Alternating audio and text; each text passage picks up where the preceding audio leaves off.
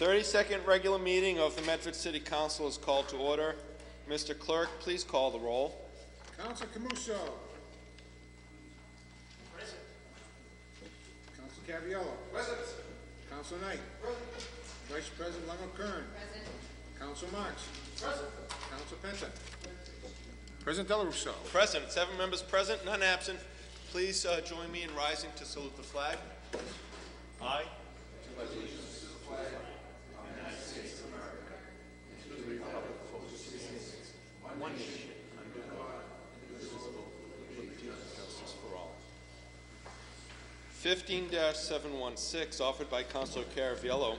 Be it resolved, the Medford City Council have Mayor notified the T and Department of Transportation regarding the problems and recent incidents regarding the gates at the West Medford train station that have been knocked down several times within 4 weeks. Councilor Caraviello. Thank you, Mr. President. Mr. President, being being a resident, living in West Medford, I get to see those trains a little more than some of our other councilors here. Folks, can we quiet it down back in the back of the room, please? Council, continue. Thank you, Mr. President. My apologies. Over the last few weeks, there's been several incidents at that train station where trucks have knocked those gates down a couple of times. A woman got hit by a car about 6 weeks ago there. I think it's time that we have the DOT and the T come down and investigate that, and maybe working some other kind of configuration, especially with those, since they put in those that lane divider there.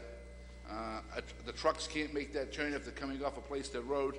So if you could send something, if the mayor could send something to the T and the DOT to maybe do some kind of study, or maybe work something out with those cones there. Very good. So on that motion of Councilor Caraviello, Councilor Camuso. Thank you, Mr. President. And I'd like to thank Councilor Caraviello for bringing this up. You know, this is becoming a major problem in the West Medford area, not only for the business community, but also for the traffic. And unfortunately, these things over the last few weeks have been knocked down at the height of rush hour, whether it's 5 o'clock at night or it comes to a total gridlock. Every time the trains are coming by, they have to get the police cruisers out there, stop the traffic. It's just becoming a nightmare. I think it's about time, given that it's a state road, Route 60, that the Department of Transportation has to get involved. There has to be a total look at that whole area. We still have those things down the middle of the road that divide the road that we had to put in lieu of the horns being blown every time a train comes by. But at this point, I think we have to look at a major upgrade of the entire West Medford train station. You know something? In the coming few years, in the coming few years, there's going to be possibility down in that area for business. Have we ever looked at putting the train platform on the other side of the train tracks so that it stops behind, say, the liquor store in that area, so that it doesn't have to keep the gates down for a long time, that it stops before the gates, and then when it's coming from Lowell, it would go by the gate and then stop?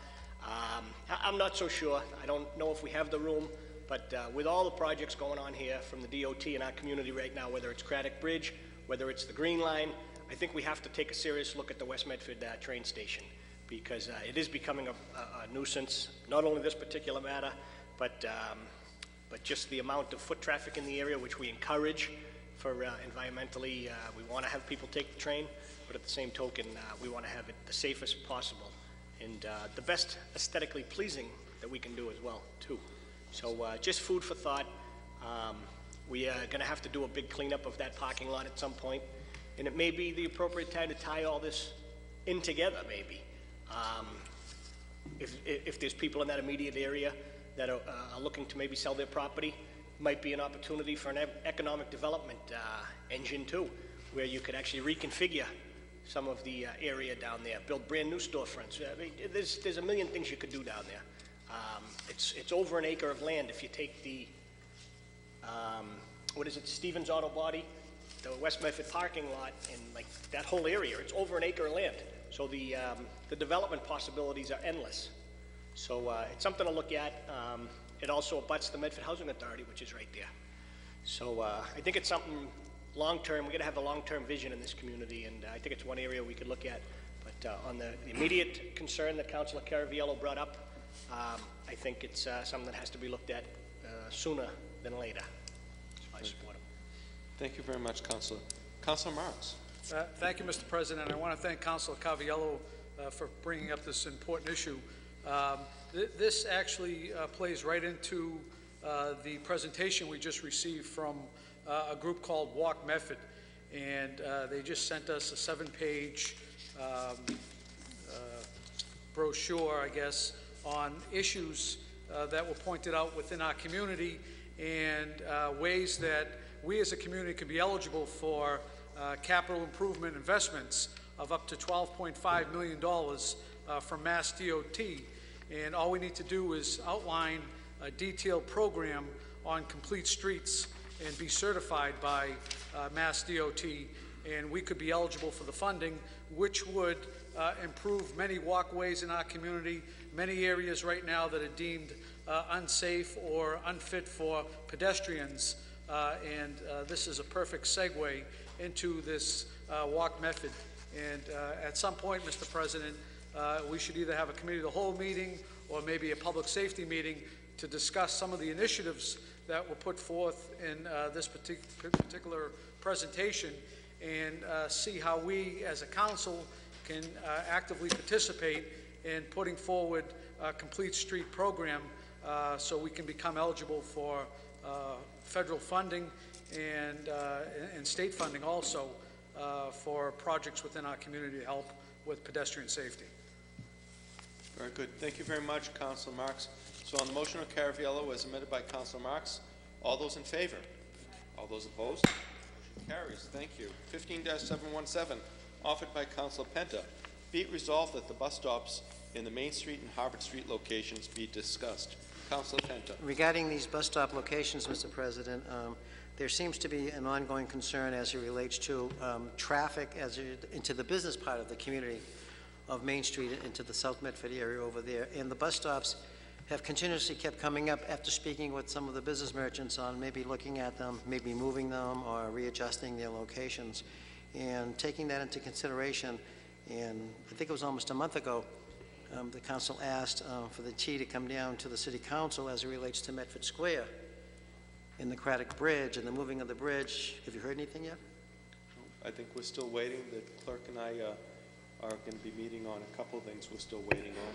Well, could we, the clerk arranged for us to have that meeting from the Eversource people last week. I know that took some coordinating with their schedules and ours, but I think the clerk's still waiting to hear from DOT and the T on the issue that you mentioned. Well, relative to the bus stops, I'd like to include this in there because before this becomes a problem that's probably not needed, maybe just have a look and see as to where the bus stops might be. Maybe they can be rearranged, move around, because there's a serious problem as it relates to the commercial part of trucks coming down there, loading and unloading, and Certainly.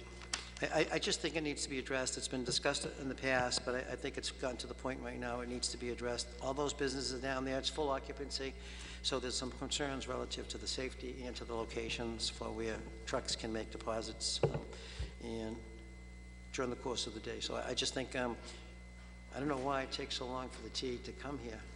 Do you? The bus stops are in the control of the council. So, well, I think I have an opinion from former city solicitor Riley saying that that we cannot, we do not have the authority to pass an ordinance empowering it to establish or relocate bus stops on our own volition, and so that has to be done in concert with the MBTA, as well as I think it would be prudent to involve the Traffic Commission in this decision-making process as well. move the question, Mr. President. So on Councilor Camuso. I'm sorry. Councilor Longo-Kern was in queue first. I apologize. Thank you, sorry. Thank you, President Del Russo. I, too, just want to concur with the sentiments. We were here 2 weeks ago to discuss the issue with regards to businesses, delivery trucks, parking on the sidewalks in the South Medford area. And the restaurants do need a place to be able to load and unload, but we do have an issue with the bus stops, and I think we definitely need to roundtable it with the MBTA and create a plan and make some changes to not only make it pedestrian safe, but also allow for businesses to have a loading zone. And I think moving that bus stop, we just need to figure out in unison with all the businesses the best place to move it to. I think that's something we definitely need to take a good hard look at. We thank you to the DPW who installed bullards where, you know, the Traffic Commission voted to place them, you know, a while back, but those were recently placed.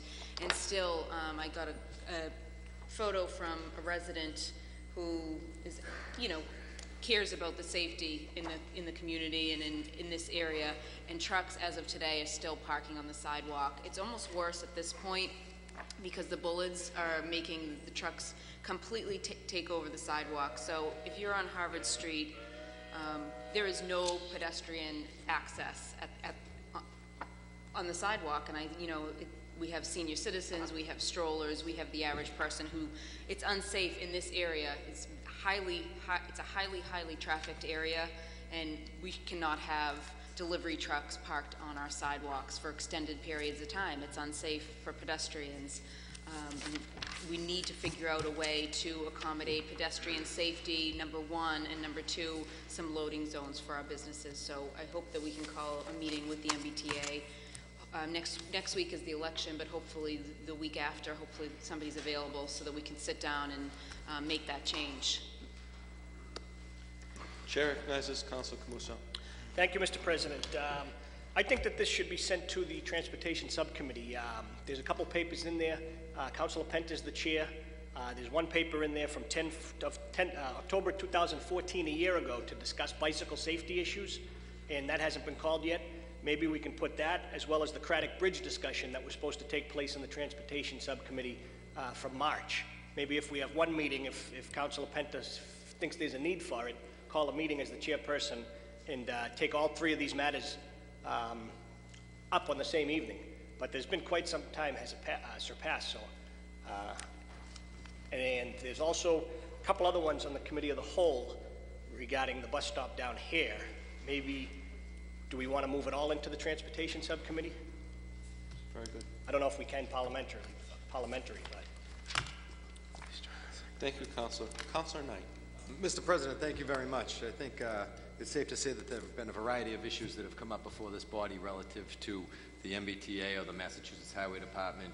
Councilor Marks gave a great discussion and a great synopsis on the walk grant money that's available for us there, provided we get certified. And I think it's important, Mr. President, if we're going to keep calling Mass DOT down here to address certain issues in this community, that maybe we establish a comprehensive list so that we can do it all in one shot, as opposed to doing a resolution, sending it out there, telling DOT to come down here on this issue. They come down here on this issue. We resolve that issue. They go back to Boston. 2 weeks later, something else comes up. We send another resolution and bring them in and go on and on and on and on, Mr. President. I think it might make sense for us to have our Transportation Subcommittee take a look at the issues that are out there pending right now, Mr. President, and put a list together. Maybe then we can meet in the Committee of the Whole, prioritize that list, and then have a representative from the DOT come down, which encompasses the MBTA, the Massachusetts Highway Department, the road management for the DCR, and we can move forward in that regard. But at least it'll be a little bit more comprehensive as opposed to, picking one fish out of the barrel at a time. Very good. So on the motion of Councilor Penta as amended by Councilors Camuso, Knight, and Vice President Longo-Kern. Yes? Ma'am, welcome. Please state your name and address for the record. Anne Marie Fretz, 215 Harvard Street, overlooking Yale Street. I was here 2 weeks ago to address the parking on South Medford Square. You all took a look at this. This is prior to the 2 bollards that were installed at the crosswalk here, preventing cars from driving directly into the Oasis private property. What was approved by the Traffic Commission back on March 18th of 2015 were bollards around the corner. It specifically says on the corner. And this is what Chief Sacco and I had put up last October on the same corner right here to prevent trucks from driving straight through and parking on the sidewalk and blocking the sidewalk. The bollards have been installed, 2 bollards right here. Cars cannot block through, but what they're doing is jumping the curb. This was this morning, taken by my husband at 11 o'clock this morning.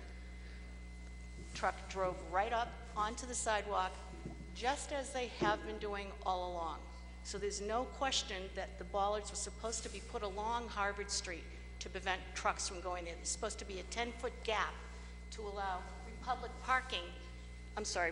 Waste Management Services to get in and empty the dumpster. I spoke with them again today, and yes, that's all they need is a 10-foot gap. And please put a chain there so no one else goes through it.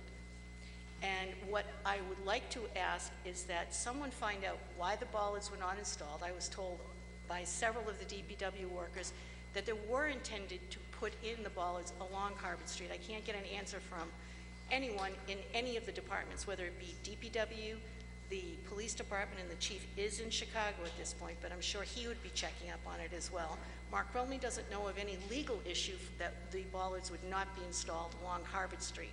So the neighborhood expectations were that bollards would be put up to protect us. We have no place to walk that's safe. We cannot walk on either side of the street because trucks parking on that side drives cars to park on the other side of the street. I'm sorry, not the street, parked on the sidewalk. All the more reason to have a loading dock for Bocelli's, for Oasis, and for all of the other places that need their deliveries made.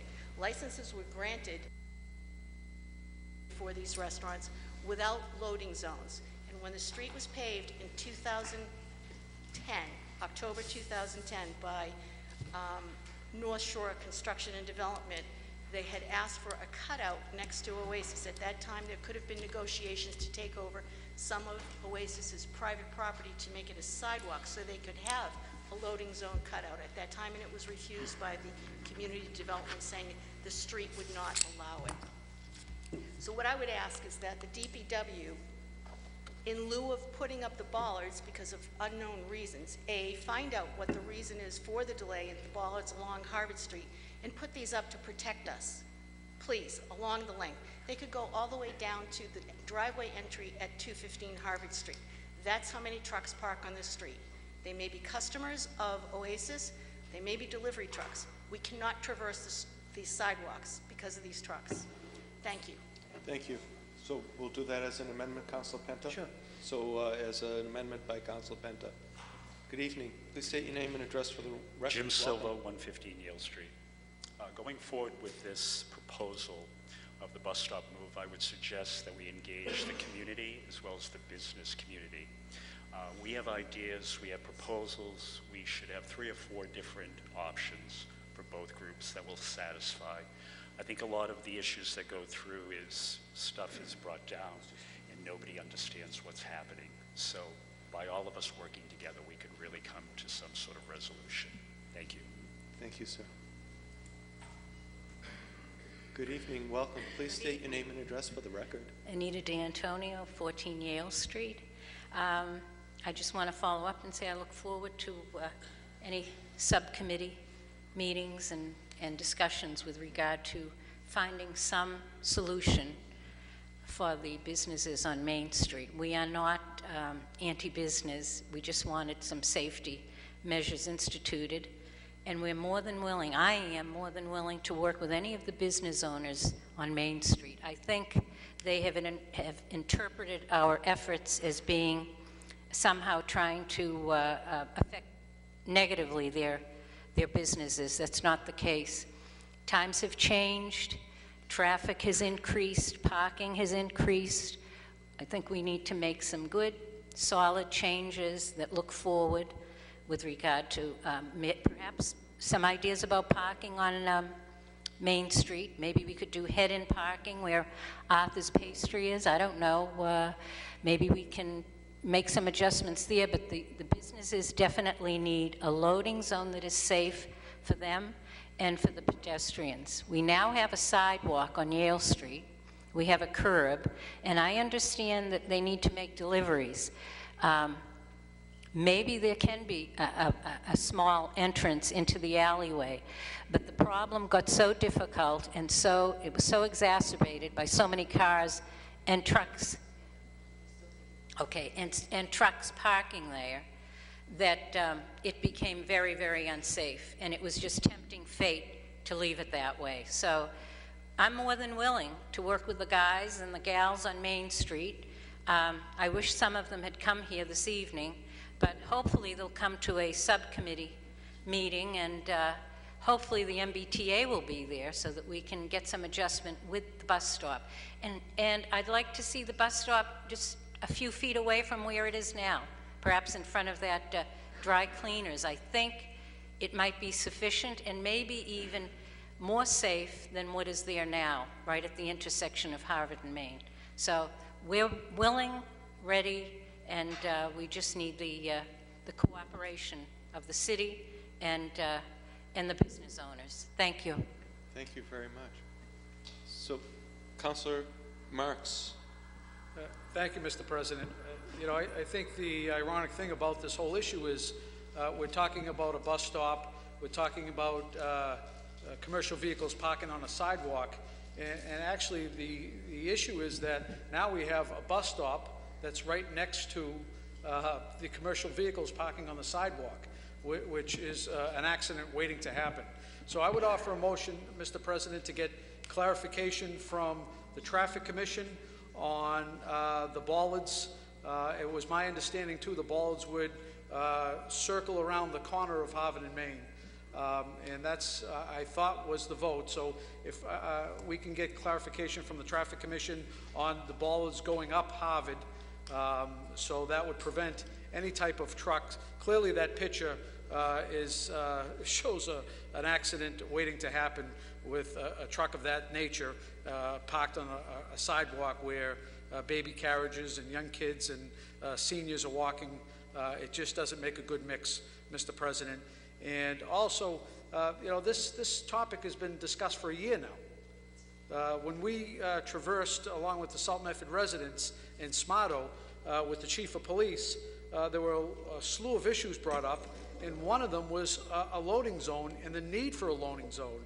And at that time, we said it may be advantageous to move that particular bus stop, which takes up at least 5 or 6 parking spots, over to the other corner, or maybe even a little further down, so it would help not only the Oasis, but other businesses that are getting deliveries throughout the course of the day.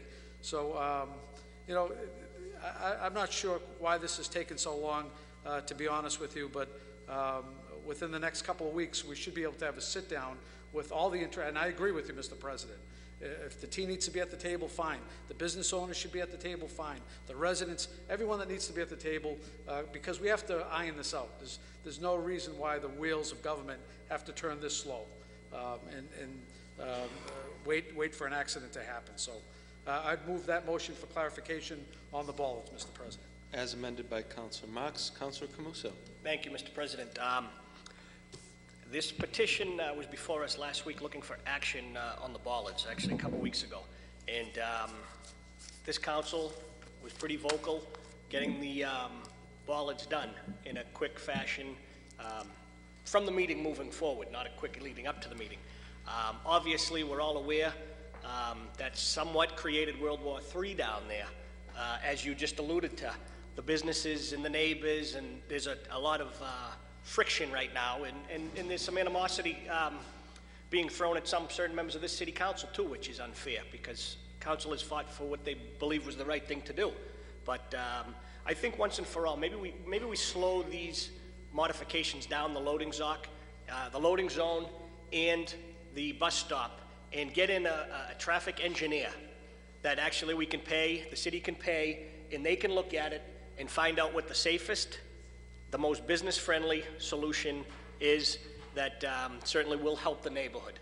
Because the chief of police, the DPW commissioner, Cassandra up in engineering, they're all very good professionals at what they do.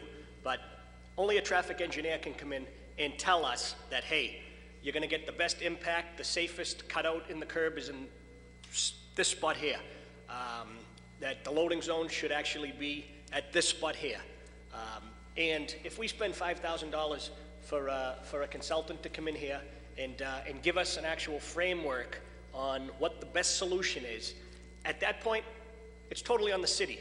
It's not the neighbors against the businesses. It's not the businesses against the neighbors.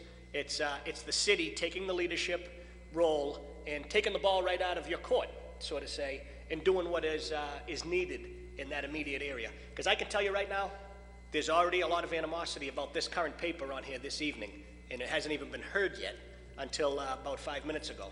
So with that being said, I think we should put the brakes on and ask the mayor to bring in a traffic engineer and come up with a solid plan that no one can be blamed for.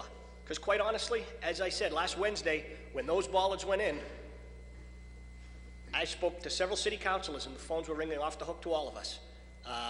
And quite honestly, I don't even think that's over yet. There may be some legal action with those bollards.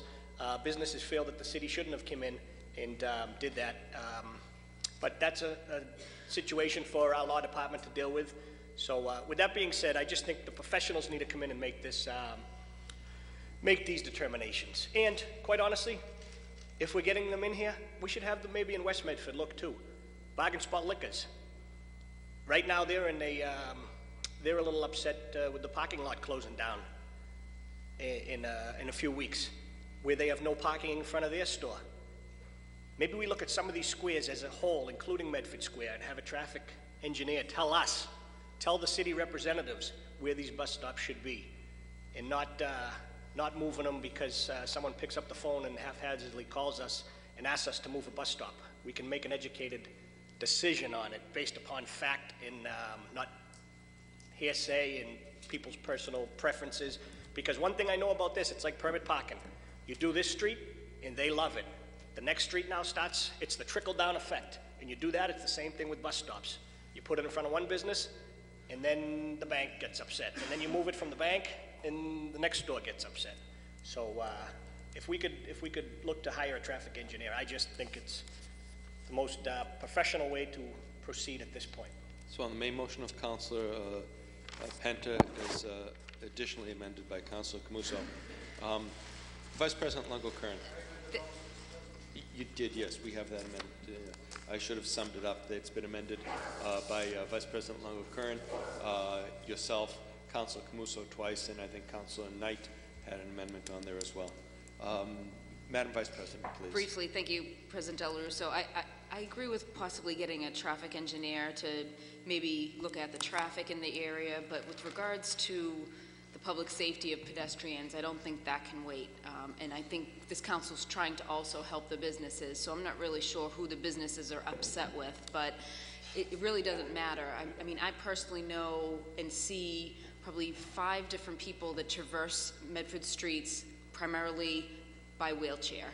So it's best if we have them on the sidewalk, and I think this is measures that need to be taken for the safety of pedestrians. So traffic study, I mean, could take months. I think we need some resolve now, and whether or not you do a traffic study, I think pedestrian safety needs to come first. Point of information, Mr. President. Need to be.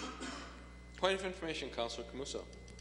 The 2 papers that are before us are to move a bus stop, and then the second one is to possibly, the amendment was to add a loading zone, loading dock, loading zone area. That's not going to affect pedestrian traffic at all. Those are both on the main street and not the sidewalk. So I'm just not really hearing how it's going to affect the pedestrian traversing.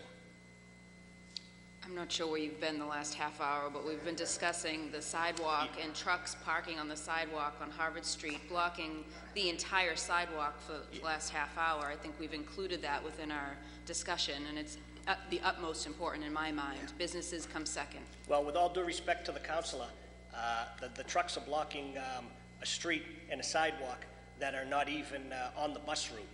And they were asking for a loading zone to be placed on Main Street and not Harvard Street, because there isn't the room on Harvard Street. You couldn't get 2 trucks by if one truck was parked. And with the bollards now, they can't do that if you put one more, like you said, down at what, 259? Did you say 259 Harvard Street? You'd like to see the bollards go down to? Which was the address you said on Harvard? 215, okay, so 215. So as I stated, the pedestrians traversing these bus stops moving in a quick fashion and the loading zone does not affect the pedestrians. Dealing with the problem at hand on Harvard Street, will do that, but I think we're making some progress with the bollards, but they have to be extended. Thank you, councilors. And Councilor Knight. Yes, Mr. President. Looking at the minutes from the October 13th meeting, we did pass a resolution. The resolution had a number of parts, and if we look at Part E, amended by Councilor Camuso, that the Chief of Police look into doing community policing in the area a couple of days a week for the next 2 months to prepare a list of concerns and then draft a plan to resolve them. I think that still makes sense. I think that that's a good course of action and in a strong way for us to move forward. If we can get the Chief of Police down there, because it seems like this is an enforcement issue more than anything else. It's an enforcement issue. That's what it is. You know, we wouldn't need bollards if they wouldn't park on the sidewalk. And they won't park on the sidewalk if they get tickets, but they're not getting tickets, so they're parking on the sidewalk. So it's an enforcement issue, Mr. President. So I think it makes sense that we reinforce our position from October 13th. Thank you very much, Councilor. Good evening. Good evening. Ann Fretz, 215 Harvard Street. Welcome. I'm all about public safety. I want a safe place to walk. I don't have one in my neighborhood. I'm not being sarcastic in any way. I took the chief and Councilman Caraviello on a walk October 7th, 2014. We looked at the trucks pulling into the private property that is owned by Oasis Restaurant, driving over the sidewalk. We looked at their dumpster on the sidewalk. I have sent all of you every picture I have taken of a car or truck blocking the sidewalk. I've called the police to the point where the police don't want to hear from me anymore about cars being parked on the sidewalk. They do not have the manpower to go out and deal with a minor traffic issue. They're aware of it, they're paying attention to it, but they're called away. And they're called away because there are 2 cars in each district. In our sector, there's 2. They do not have time, in particular at the time of day when the school buses are going through and kids are exiting onto the sidewalk while the trucks are trying to deliver, because cars and trucks deliver to Oasis all day long. They start at 4 o'clock in the morning. We know this because we can hear them, and all of our neighbors can hear them. It's a safety issue. I don't understand why we're putting roadblocks up again when we've already spent, since I think December of 2012, we met with Oasis and many of the neighbors and several of the councilmen to discuss parking. That was primarily on Yale Street, and we addressed the driving on the sidewalk and the deliveries on the sidewalk.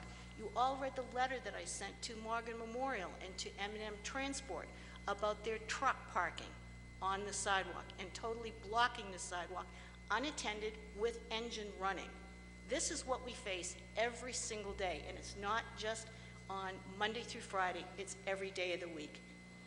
We have been calling the police. We've talked to the chief. The chief has examined the area. He knows the issues well.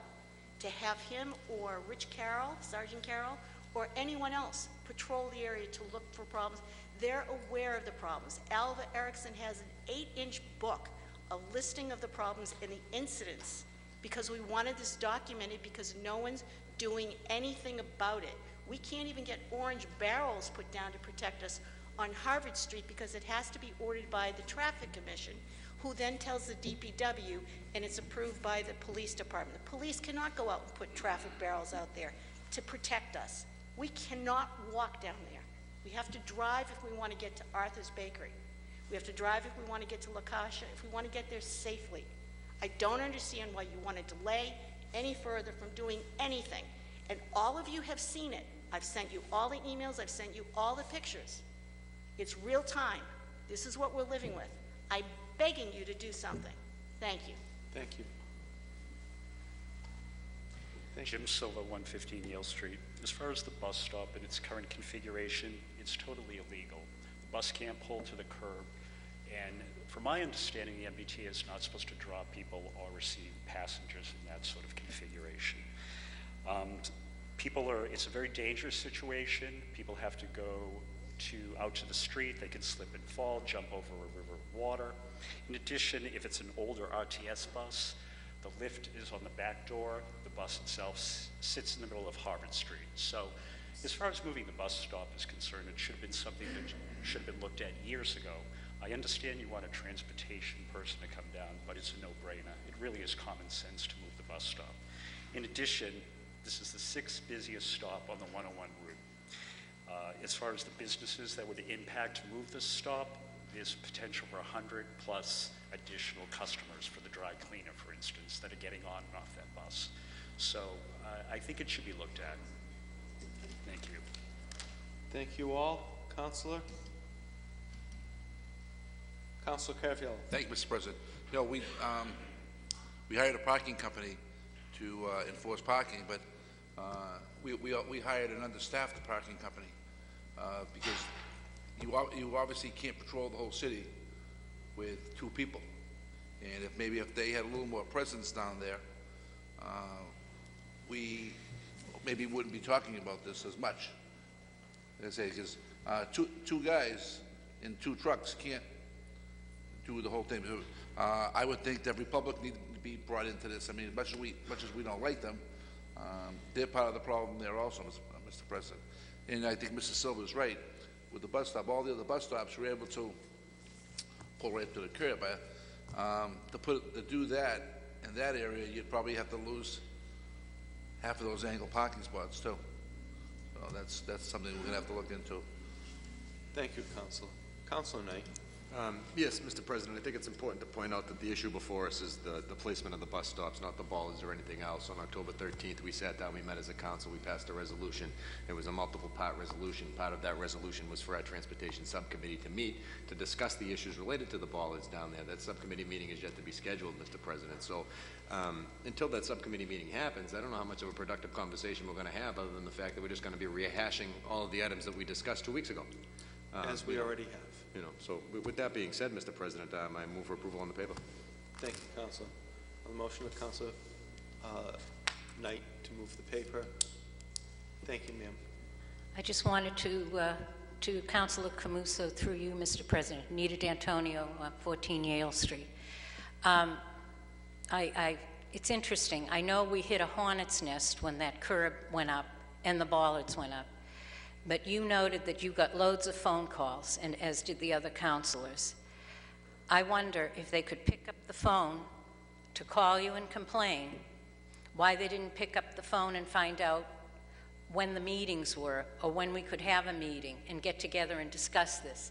And on that note, we went through the proper channels. We came before the City Council, and there was a council resolve, I believe it was 7-0, to take this action of restoring the curb and putting some sort of barrier up on Harvard Street.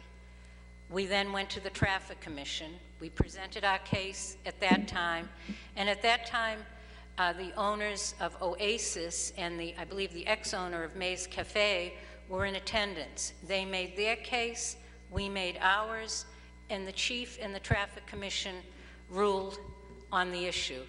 And it was to go forward from that time on in terms of they chose to restore the curb and put the bollards up. So there was no surprise with this, and it has been a little bit tense there, and there's been blame assigned and a lot of kind of nasty attitude. So the other piece of this is that we've always been willing to work with the businesses to do something about where they can load and unload their vendors, and to find some place for their delivery vehicles. So I just wanted to clarify and say, you know, it hasn't been a surprise, and I think they should pull back on blaming people and blaming the residents, and, you know, sort of, it's gotten nasty, and it shouldn't be. It shouldn't have been a surprise to them. And they did have the opportunity to speak. So that's all I wanted to say. Thank you. Thank you, Councilor. And this evening, as I suggested, we send this to the Subcommittee on Transportation because the paper before us by Councilor Penta is to move the bus stop. And for us to do anything without, as you stated, and as Mr. Silva stated, you want to work together, everyone should be at that table as the last process. So the appropriate subcommittee is the Transportation Subcommittee, where these things can be hashed out collectively, and as well take up some of the stuff that's been left over hanging in there from 2014 and early 15 that has not been addressed yet. Maybe we can have like a marathon meeting and get some of it cleared up. Maybe we should take up the taxi cabs that That's not my committee. That's not my committee. Well, I can say it. Yeah. Just all my papers are cleared up. And we welcome you, citizen, to speak. calls Please meetings state on your the name stuff and that he- address for the record. Hi. My name is Rachel Tannenhouse. I can spell it for who has ever taken notes, because it's one of those aren't you sorry Rachel you asked kind of last Tannenhouse. names. You live at 26 Pearl Street. 26 Pearl Street. Welcome. Hi. Thank you, sir. I am a pedestrian. I am also a bus user, and I am blind. It is extremely unsafe for me if a bus stop is set up such that the bus has to let me off in the middle of the street. My dog does his best, but you know how he can't really take on a whole car. So we do not disappear when we get off the bus. We magically become pedestrians. So when there is a bus stop issue, there is absolutely a pedestrian issue. And so I absolutely, and the other thing is that if I cannot go safely to a place, I'm not going to patronize the businesses there. This is absolutely a business issue in that if people can't walk safely to, I mean, obviously I'm not driving there. Even in Massachusetts, they don't give me a license. So, if people cannot walk to a business, particularly people with disabilities, if we can't get safely to that business, it's not getting our money. I mean, that's all there is to it. And I heard talk earlier about looking at complete streets policies for the city. I'm familiar with complete streets policies. I'm extremely in favor of them, but they don't magically start when you get a grant. All right, you gotta walk the walk, as it were. And so this is, if you want complete streets and you want to be able to put into a grant that you are committed to this, make it happen. Don't just wait for the grant to show up. This is part of complete streets. This is part of this policy y'all are excited about. So get excited about it. Because it's one thing to talk about it and to say you're into it, but this has been sitting around, so make it happen. I think that it's best for the business, really. I mean, I'm not a business owner, but I bet they like it when people come in and give them money. And, it's absolutely safest for the citizens. And you might want to, I am not an attorney, but I have 15 years providing professional assistance on the Americans with Disabilities Act, and you might want to talk to counsel for the city about what your ADA liability is if you don't take care of that, and also what the business's ADA liability is if their accessible routes are being blocked on a regular basis and they're not doing anything to change that. I think you'll find that the Department of Justice doesn't look really kindly on that, and neither does case law. So I'm not saying that to threaten. I'm saying that it's really best for everybody that this be addressed quickly before somebody gets killed and before they lose money over it. Thank you very much, Rachel. So on the motion of Councilor Penta, as amended by Councilors Penta, Vice President Longo-Kern, Councilor Knight, Councilor Camuso, and Councilor Marks. All those in favor? All those opposed? Motion passes. 15-718, offered by Councilor Penta. Be resolved that the rodent problem resulting from the Craddock Bridge reconstruction be addressed. Councilor Penta. During this past week, Mr. President, I was contacted by some of the tenants that live on, on the commercial pieces of property on Riverside Avenue, and as a result of the Craddock Bridge being reconstructed at the present time, there's been an ongoing weekly rodent problem that's continuing to exist, which is costing a considerable amount of money not only to the owners of the property, but it's going to eventually come down to the renters because they're the ones that are feeling it. I'd like to get a report back from the Board of Public Health on that, and at the same time, this was one of the things that we brought up as to why something called mitigation couldn't have been taken into consideration, having the forethought to recognize that a situation like this could happen. I think it's unfortunate that it is happening, but it has an effect on not only the business owners, but the renters and their customers. It's a daily cost, it's a weekly cost, and it's an ongoing cost, and I don't think that they should be the ones that should have to pay for it. So I move that forward, Mr. President. I also move that to the City Solicitor's Office, to have them investigate and figure out if there's a way that the city can, in behalf of the property owners, can retrieve financial remuneration for what they're going through as a result of this bridge. On the motion of Council Penta, all those in favor? Aye. All those opposed? Motion carries. 15-719, offered by Councilor Penta. Be it resolved that Teresa Castagnetti, a teacher within our Medford Public Schools, be congratulated for being chosen as the Massachusetts Teacher of the Year by the Massachusetts Association of Teachers of Speakers of Other Languages. Councilor Penta. What's interesting about this resolve is the fact that the young lady, not only having been a well-recognized teacher within our Medford public school system, and she also has this ability to deal with students that need to speak from other languages as it relates to interacting with English. I had the unique opportunity this past week to address a special class up at the high school as it relates to government as we speak. But the recognition of other teachers within the building and what they can do and how they're being recognized seems to be something that's not ongoing on a daily basis or strike that or on any kind of a basis. There is a huge inventory of teacher talent that exists in our Medford public school systems, and this young lady, Teresa Castagnetti, is one of them. It's sort of like an unsung and recognized hero because on a daily basis she has to deal with a bunch of students, once again speakers of other languages, and to some teachers or to some students that can be a hard interaction. But she seems to work it well. She's recognized for it as the Teacher of the Year from the Commonwealth of Massachusetts. So I think she deserves a public acknowledgement of that. And also at the same time, on many occasions, her husband, sitting out in the audience, speaks as it relates to that. So he's blessed to have a wife who has this type of ability and to be recognized for receiving this award. So I move the question, and hopefully, again, it sets a nice tempo for teachers within the school system to know that they can and they are being recognized for the work that they do. Thank you very much, Councilor, and congratulations, Professor. Councilor Camuso. Thank you. I want to thank my colleague, Councilor Penta, for putting this on this evening.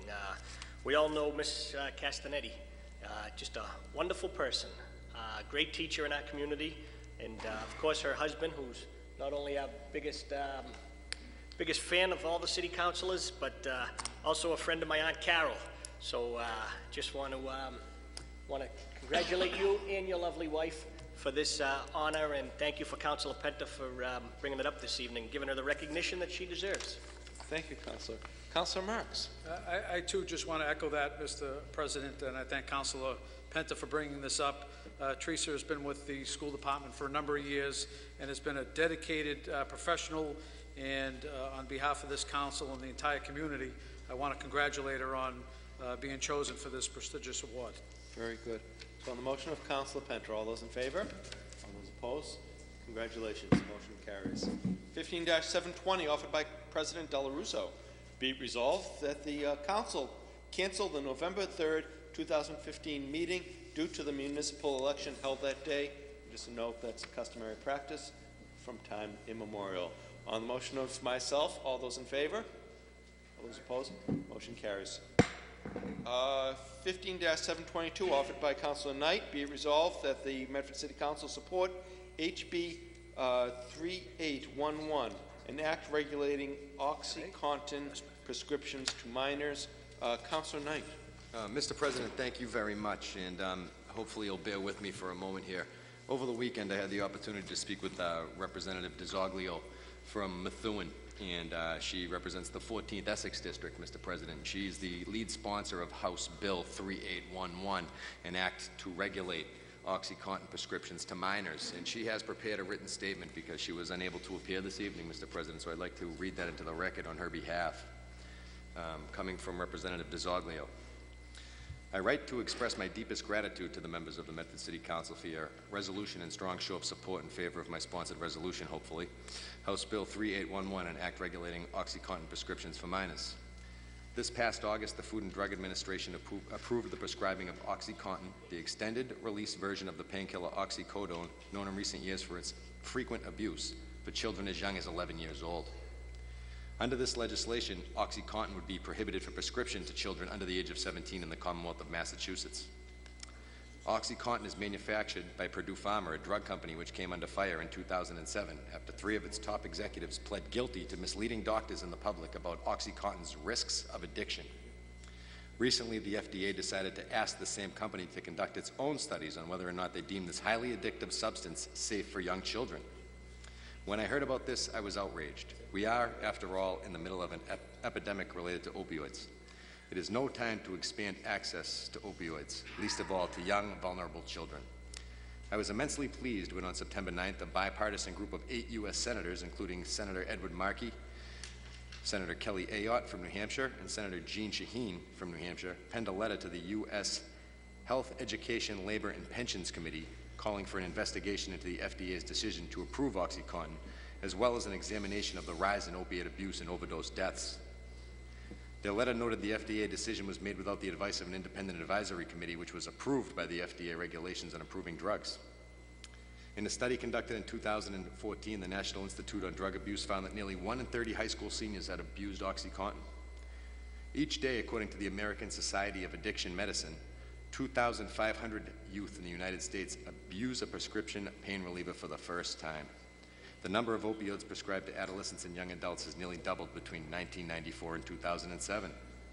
We in the Commonwealth have a duty to our children to regulate the distribution of an opioid like OxyContin to these vulnerable citizens. I thank the members of the Medford City Council for their support of this legislation and commitment to forcefully addressing the Commonwealth's opioid crisis. Mr. President, I bring this resolution forward because the statistics are alarming. If you do a little bit of research and you take a look into opioid abuse here in Massachusetts, you'll find that the Bureau of Substance Abuse Services conducted a survey in 2012 relative to the adolescent admissions into treatment programs. And this focused on the abuse rate among youths aged 12 to 17 years old. In Massachusetts during FY12, there were 2,254 admissions to substance abuse treatment services for children that were under 18 years of age, Mr. President. 48% of those seeking treatment were related to opiate abuse, Mr. President. So I think it's very important that the Medford City Council get on board and support this legislation. The city messenger was kind enough to pass around a packet that I prepared. And inside this packet, Mr. President, you'll find a copy of Representative DiZoglio's statement, an article from the Lawrence Eagle Tribune that outlines a little bit of the history of the bill as well. You'll also find in this packet, Mr. President, a legislative history of the bill. There was a hearing on the bill in the Committee on Mental Health and Substance Abuse. This hearing was on the 22nd of this month, and from what I understand, Mr. President, it's going to be reported out of this committee favorably. Also, you will find House Bill number 3811 attached to this packet as well, Mr. President. So I ask my colleagues here in the Medford City Council to continue their proactive efforts in combating opiate abuse here in Medford by joining me in voting in the affirmative to support House Bill 3811. Very good. So on the motion of approval by Councilor Knight, Councilor Caraviello. Thank you, Mr. President. I want to thank my colleague for bringing this up. I don't think there's anybody in this room that hasn't had someone touched by this. And I would hope that our legislators will take this and pass it swiftly. Again, I want to thank my colleague for bringing this up. Thank you, Councilor Caraviello. Councilor Penter. One of the things that the bill addresses, it goes back to 2007, where it takes in particular an age group between the ages of 15 and 19, which basically represented 4.3%. So I'm assuming, I would have to assume that since 2007 coming forward, as we all know, that has greatly increased. The one thing that's disturbing, I think, in this press release is the fact where it states in a study conducted in 2014, the National Institute of Drug Abuse found that nearly 1 in 30 high school seniors had abused OxyContin. Now, when you say 1 in 30 high school students, I mean, you just look at Medford High in of itself. I mean, I can't believe that 1 in 30 of every one of those high school kids, you know, uses it or abused it. And I think the damning effect when you make press releases like that, I don't know how Medford High gets itself involved into the national statistic. And I think, Adam, you had statistics there for the state. And I don't know if the state was broken down by each city and town, because these responses had to come from students who readily admitted and acknowledged that they either used it or abused it or are on it, one or the other. And I just don't want people to think, when they hear 1 in 30, that represents Medford High School as well, because it's a national statistic that took place in 2014. We know we have a problem here in the city of Medford. We know we have some, I think it's in excess of 84 deaths over the last 5 years, and it is a problem. But I just don't want people to think that our high school is lumped into this national drug survey. that's unsubstantiated. I think it's an unfair commentary. Mr. President, the data that I referred to was put forward again by the Bureau of Substance Abuse Services. The report was prepared by the Massachusetts Department of Public Health, Bureau of Substance Abuse Services, and the Office of Data Analytics and Decision Support, Mr. President. Looks like this fact sheet was put out in 2012 that I have here, relative to the press release that Representative DeZoglia put out and asked for me to read into the record, Mr. President. She didn't cite where she got her data.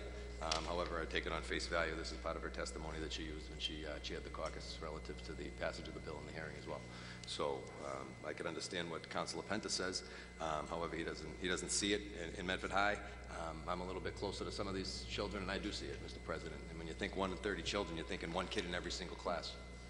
And when we're looking at this epidemic that's facing our city, our state, our region, and the country, it's foolish for us to think that we're immune to it, Mr. President. It doesn't discriminate. And national averages and national averages, and we're a part of that. We're a part of this nation, and we're a part of the data collection module. Thank you, Councilor. I would happen to think, Mr. President, that the students in our city and the parents in our city that unfortunately might have children that are either using it or have been abused from using it had to go through that suffering. But I cannot believe that 1 out of every 30 students or 1 out of every student in the classroom is either using it or abusing it. And sometimes statistics can leave you in a different way. As a matter of fact, the press release is even different than that for which is being presented from 2012 to 2014.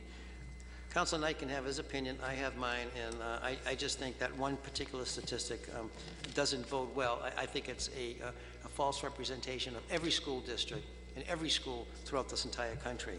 Where they got these statistics, I don't know. Did Medford City, people from the city of Medford, did families and students become part of it? Did they take part of it? I don't know. But I just think it's an unfair commentary to make that 1 in 30 high school seniors have either used it or abused it or on it. Thank you, Councilor Penta. The chair recognizes Vice President Longo-Kern. Thank you, President Dela Russo. I think there was an article on the Medford Patch last week that stated, I think statistics are statistics, but the Patch article stated that Medford had one of the highest, top 10 highest death rates from opiate abuse. Top 25 in the state. Okay, top 10, top 25. Yeah, the article came out last week, so I think that's what we need to focus on. We need to focus on the facts, and we recently had a Medford, resident pass away this past weekend. So it's happening. It's real. Statistics are statistics, but let's face the fact. And I thank Councilor Knight for bringing this forward. Anytime this is a topic of discussion, it's important. It's important to continue to bring awareness and continue to take measures statewide, citywide,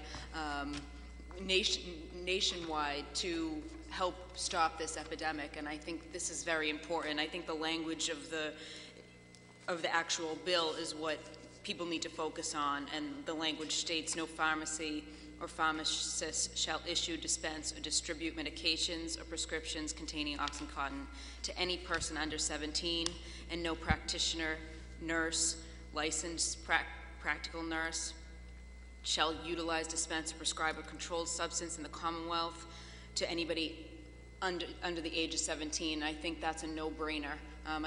This is one paper I didn't need to have 2 weeks ago to decide on. That is a no-brainer. These drugs are killing people, and this is a measure that probably should have been enacted years ago.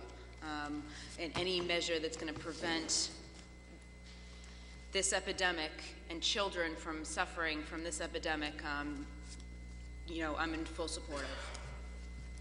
Thank you, Madam Vice President. Councilor Camuso. Thank you, Mr. President. And this isn't about statistics. This isn't 1 in 30, 1 in 60, 1 in 10, 1 in 5. This is one. It's one. If it's one person in the city of Medford that we can help save their life and put them in the right direction, then we support it or we don't. We're all entitled to our vote this evening. The statistics, as far as I'm concerned, are semantics. This is something good that the Medford City Council can get behind to save one life. One life is enough, as far as I'm concerned. You go up to Medford High School, you go to Somerville High School, you go to Woburn High School, you go to any number of high schools around here, and the kids will tell you it's easier to get pills than it is to buy a case of Budweiser down at the liquor store. It's easier. It's easier. So when there's a paper like this before us, and of course, on first face value, when I got my packet this weekend, I reached out and I discussed this with Councilor Knight, and I wanted to make sure that kids that are suffering with terminal ill cancer, kids that are suffering with diseases that are going to ultimately be fatal, whether there is still mechanisms in place that they can be prescribed the needed doses of pain medication so that they can die with dignity. And in my little research I did this weekend, there is many. That's whether it's Dilaudid, whether it's morphine. There are other substances out there that can be used. But I think this is a positive thing. Just look at, collectively as a city council, this council as a whole, all 7 of us stood in unity a year ago to push for the hiring of a full-time substance abuse coordinator for our community. We stood strong, and the mayor took our collective recommendation from all 7 members of this council. That is in effect today. We didn't hire a full-time $80,000 a year salaried position that had unanimous support from the 7 members of this council and the city administration, because topics that we're talking about right now are not an issue. It's a major issue. This is something we can get behind on the ground level. We can be, and I get passionate about this, for obvious reasons, you know. But if we can get behind this and it can save one life, then as far as I'm concerned, it's one of the best votes we can take as a city councilor. We were arguing about bus stops a half hour ago. We were arguing about other stuff. This is the real deal stuff. And I ask my colleagues to all support this evening in the interest of saving one life here in our community. Thank you, Mr. President. Thank you, Councilor Camuso. The chair recognizes Councilor Marks. Thank you, Mr. President. I thank my council colleague, Councilor Knight, for providing the documentation and also for putting this on the agenda. As part of House Bill, it lists the petitioners that have signed on to this, and many times it's multiple pages. And I was just wondering if any of our state delegation has signed on to this, Mr. President, and if not, maybe if we can ask the reasoning why. I assume there are probably more petitioners than what's on this page 1, but this is worthy legislation, and I agree with all the comments that were made here. And I would like to also see our state delegation, whereas they would have a direct vote in this, be on board also, Mr. President. Thank you, Councilor Marks. So, Councilor Knight, do you perhaps any information I think we that? can let the people from the podium speak, Mr. President, if that's all right with you, and then I'll close. Thank you very much. You're all set, Councilor Marks? Yes. Thank you very much, Councilor. The chair recognizes the lady at the podium. If you would again share your name and address with us for the record. Yes, sir. Thank you. My name is Rachel Tannenhouse. I live at 26 Pearl Street. I thought I was coming up here for one thing, but it turns out I'm coming up for 2, because as it happens, I am a public health professional. I do not represent my employer while I am standing up here. Let me just make that clear right now. But I am familiar with the some of the survey instruments that are used, so I would like to address both the the meat of the issue and also answer your question about the statistics. The years on the citations can be a little misleading in terms of how recent they are, just in that it can take a year or 2 to process the data. So, for example, we don't have 2015 data in 2015 because it can take a while to, it doesn't mean it's bad data, it means it takes a while to, that's a lot of data that they got to crunch, a lot of numbers they got to crunch. What they're asking, the wording of the exact wording of the question matters a great deal. So, if you're looking at have you used or abused OxyContin, that could be as simple as have you ever taken OxyContin without a prescription? And that can be a situation where somebody was in pain and say their parent gave them one of their pills, and that's illegal and that's off the prescription, but it doesn't mean the kid is necessarily addicted or is abusing it habitually. Or they could be asking questions about, are you habitual? And again, I'm not sure exactly what the questions are. I'm willing to bet that the citation on there is for the Youth Health Survey, the YHS. That's usually what's given in the schools, one of the surveys that's given in the school system to survey the health behaviors of youth. Sometimes it is an underestimate because there are some kids to whom it's not accessible, and so they don't necessarily, you know, if you're in a special ed class, for example, or you need help filling out the survey, then you may not be taking the survey. Likewise, it's self-report, so you always have to, I mean, obviously there's probably kids who didn't say that they were using OxyContin. It does look at statewide. You may be able to, I mean, it's public data, so Department of Public Health may be able to get you data down to certain areas. Is it down to Medford? I'm not sure, but it's worth calling and checking. And if you don't have data for Medford, they can at least tell you if they can give it to you. There are some areas that are small enough that either they're not measuring enough kids for things to be statistically significant. I bet this isn't one of those areas, but it may be one of those areas where for some questions you have few enough people responding that you might be able to identify them, so they aggregate the data with another area. I don't know about this one, but you can find out more. If I may, Rachel? Yeah.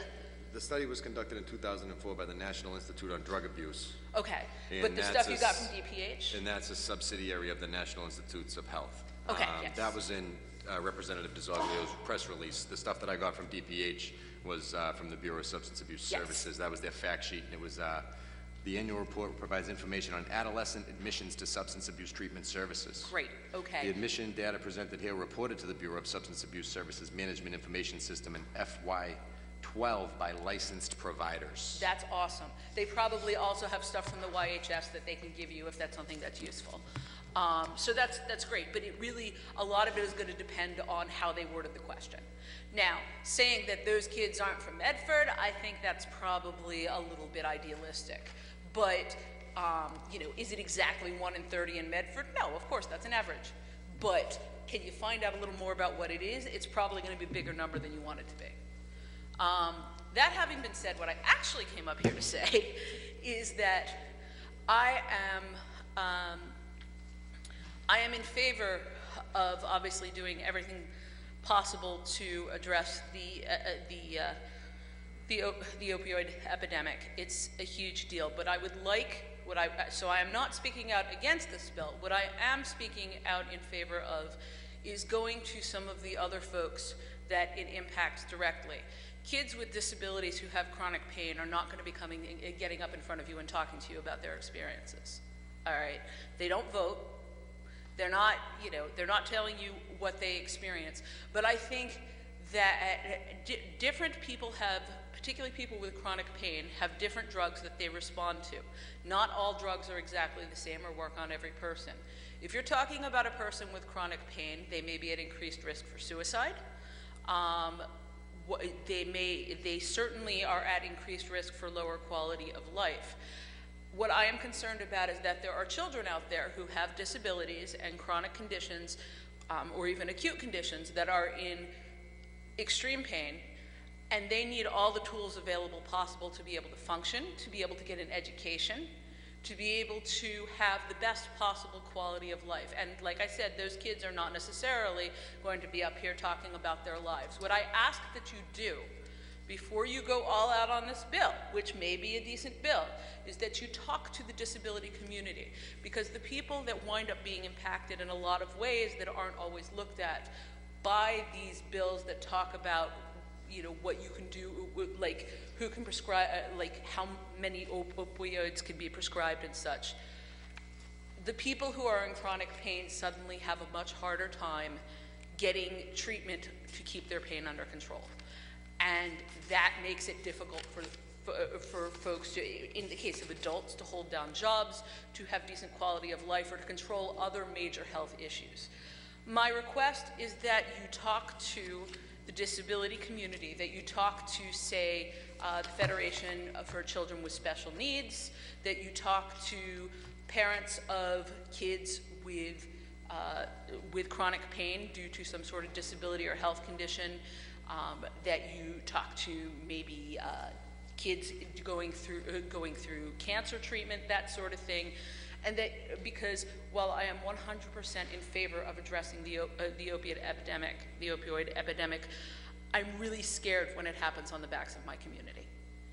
That really freaks me out a lot. And I know people who are having a harder time controlling the pain that they deal with every single day because of some of the things that are being done with the best possible intentions. So I do ask that while you are researching this bill, which is done with the best possible intentions and hopefully will do really awesome things, that you talk to some of the people who are being impacted by it as, unintentionally, like as collateral, that I don't want my people to be collateral damage here. So thank you very much. I appreciate that. Thank you. Come on, kid. Hi, please state your name and address for the record. My name is Michael Ruggiero. I live on 18 Pembroke Street. I wanted to speak in favor of this measure. Since 2012, the number of heroin-related deaths in this country have gone up 3 times. It's a 3-fold increase. Massachusetts has a pretty serious heroin problem, and unfortunately, Medford's problem has a 20% higher incident rate of heroin use and abuse than Massachusetts, which is a frightening statistic. I think it's excellent that we're beginning to get some more attention on this. OxyContin works on the same pathway as heroin, so that what happens is people get started on Oxy via a back injury or a knee injury, something like that, and then before you know it, they find themselves cut off from their pain medication that they are now addicted to. I've seen it as a teacher, and my wife, who is a rehabilitation doctor, she sees it all the time, people having injuries as a result of OxyContin. So I think it's excellent work, and please keep it up. Thank you. Good evening. Please state your name and address for the record. Welcome. Nick Thomasuk, 29 Garfield Ave.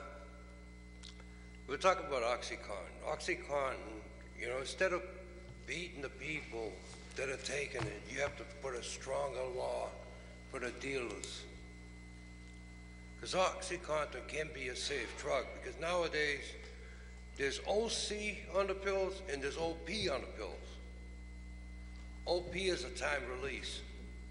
OC is what they're crushing and snort. So the thing of it is if a kid needs a prescription for OxyContin, he should be able to get it, but the time release. So he doesn't get high.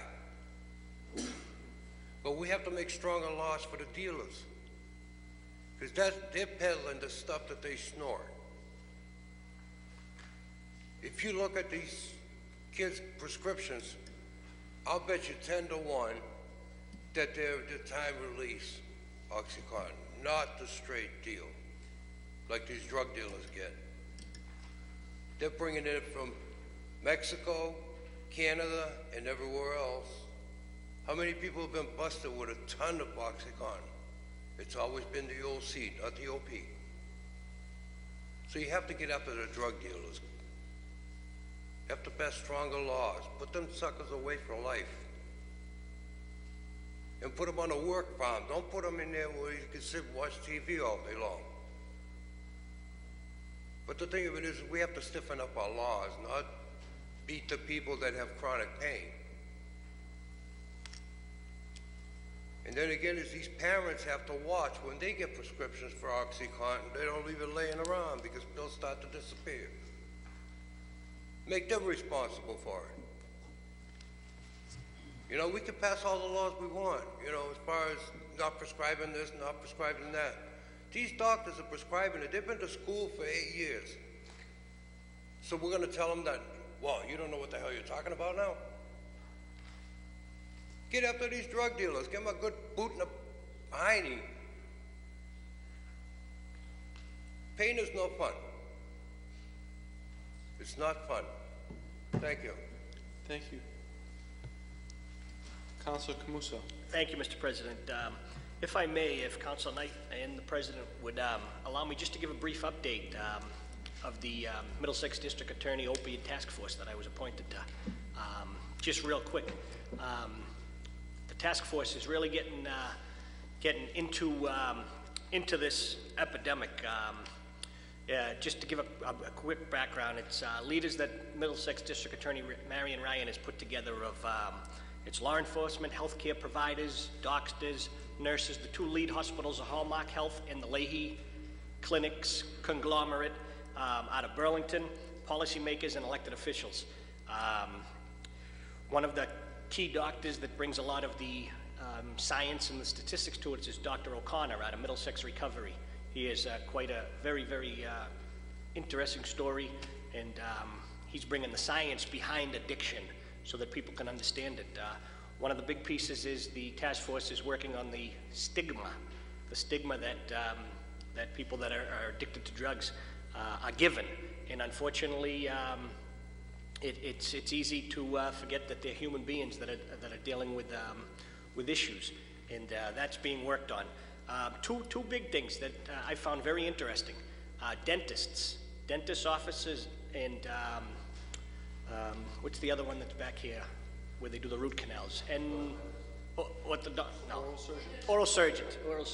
Yeah, and endodontists are a major area where people get these pills. A second thing that I would never even think of, the Middlesex DA's office is working with the realtors in the area. You have open houses on Sundays. People come through the house looking at the house. Oh, beautiful home. They go into the bathroom. They open up the medicine cabinet. OxyContin sitting there. These are things that you'd never think about. So the education piece is getting out there. Hallmark Health has been a leader. They're doing a study right now on back pain. Anyone that goes into the emergency room with back pain, the most that they can be prescribed is 72 hours worth of pain medication. And then it's up to them to go to their primary care and actually get good follow-up on the source of their pain and everything else. What else?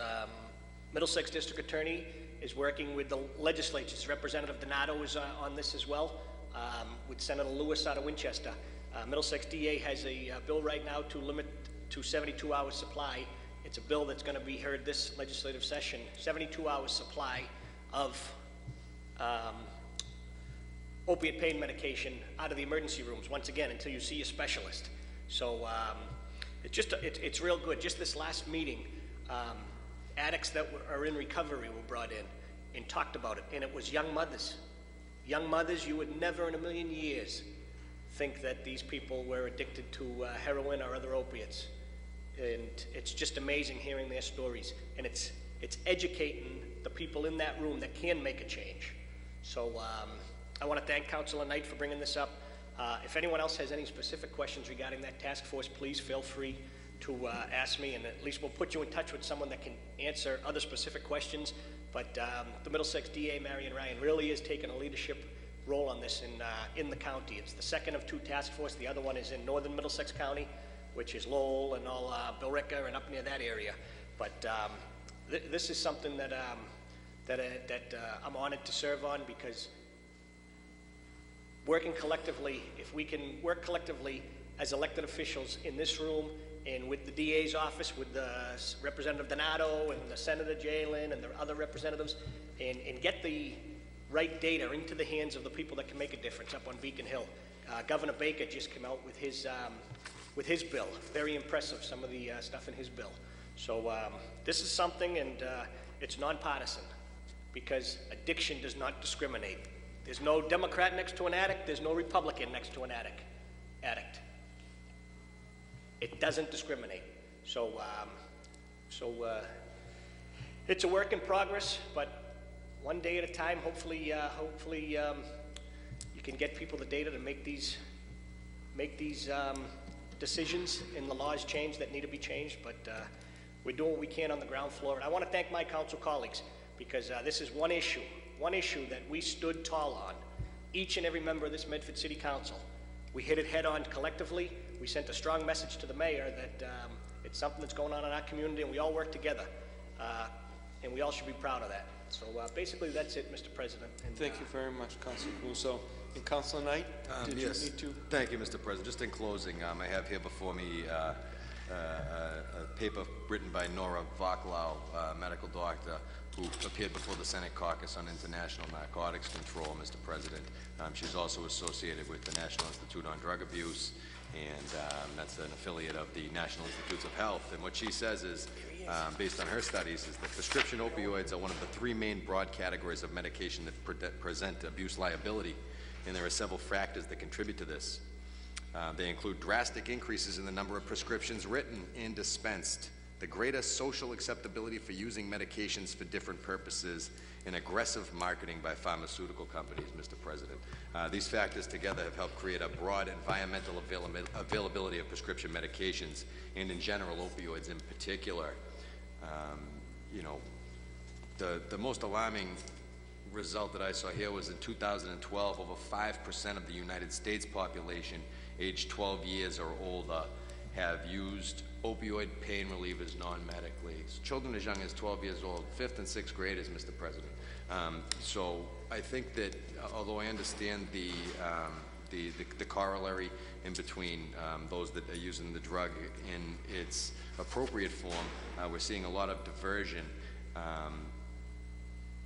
We must recognize and consider, as Dr. Voklau said, the impact of opioid abuse on health and mortality, but also preserve the fundamental role played by prescription opioid pain relievers in healing and reducing human suffering. So we need to strike the right balance, Mr. President, and quite frankly, I don't see how prescribing OxyContin to children 11, 12, and 13 years old is sending the right message to anybody, Mr. President. So I thank my council colleagues for entertaining me this evening. I usually don't go on this long, and I do certainly appreciate all your support. I hope that you join with me in voting in the affirmative for this resolution, Mr. President, because I do feel as though it will make a difference, and I don't think Councilor Camuso could have been more right. It's about one. If we can save one life, then we've done a good thing and we're doing our job.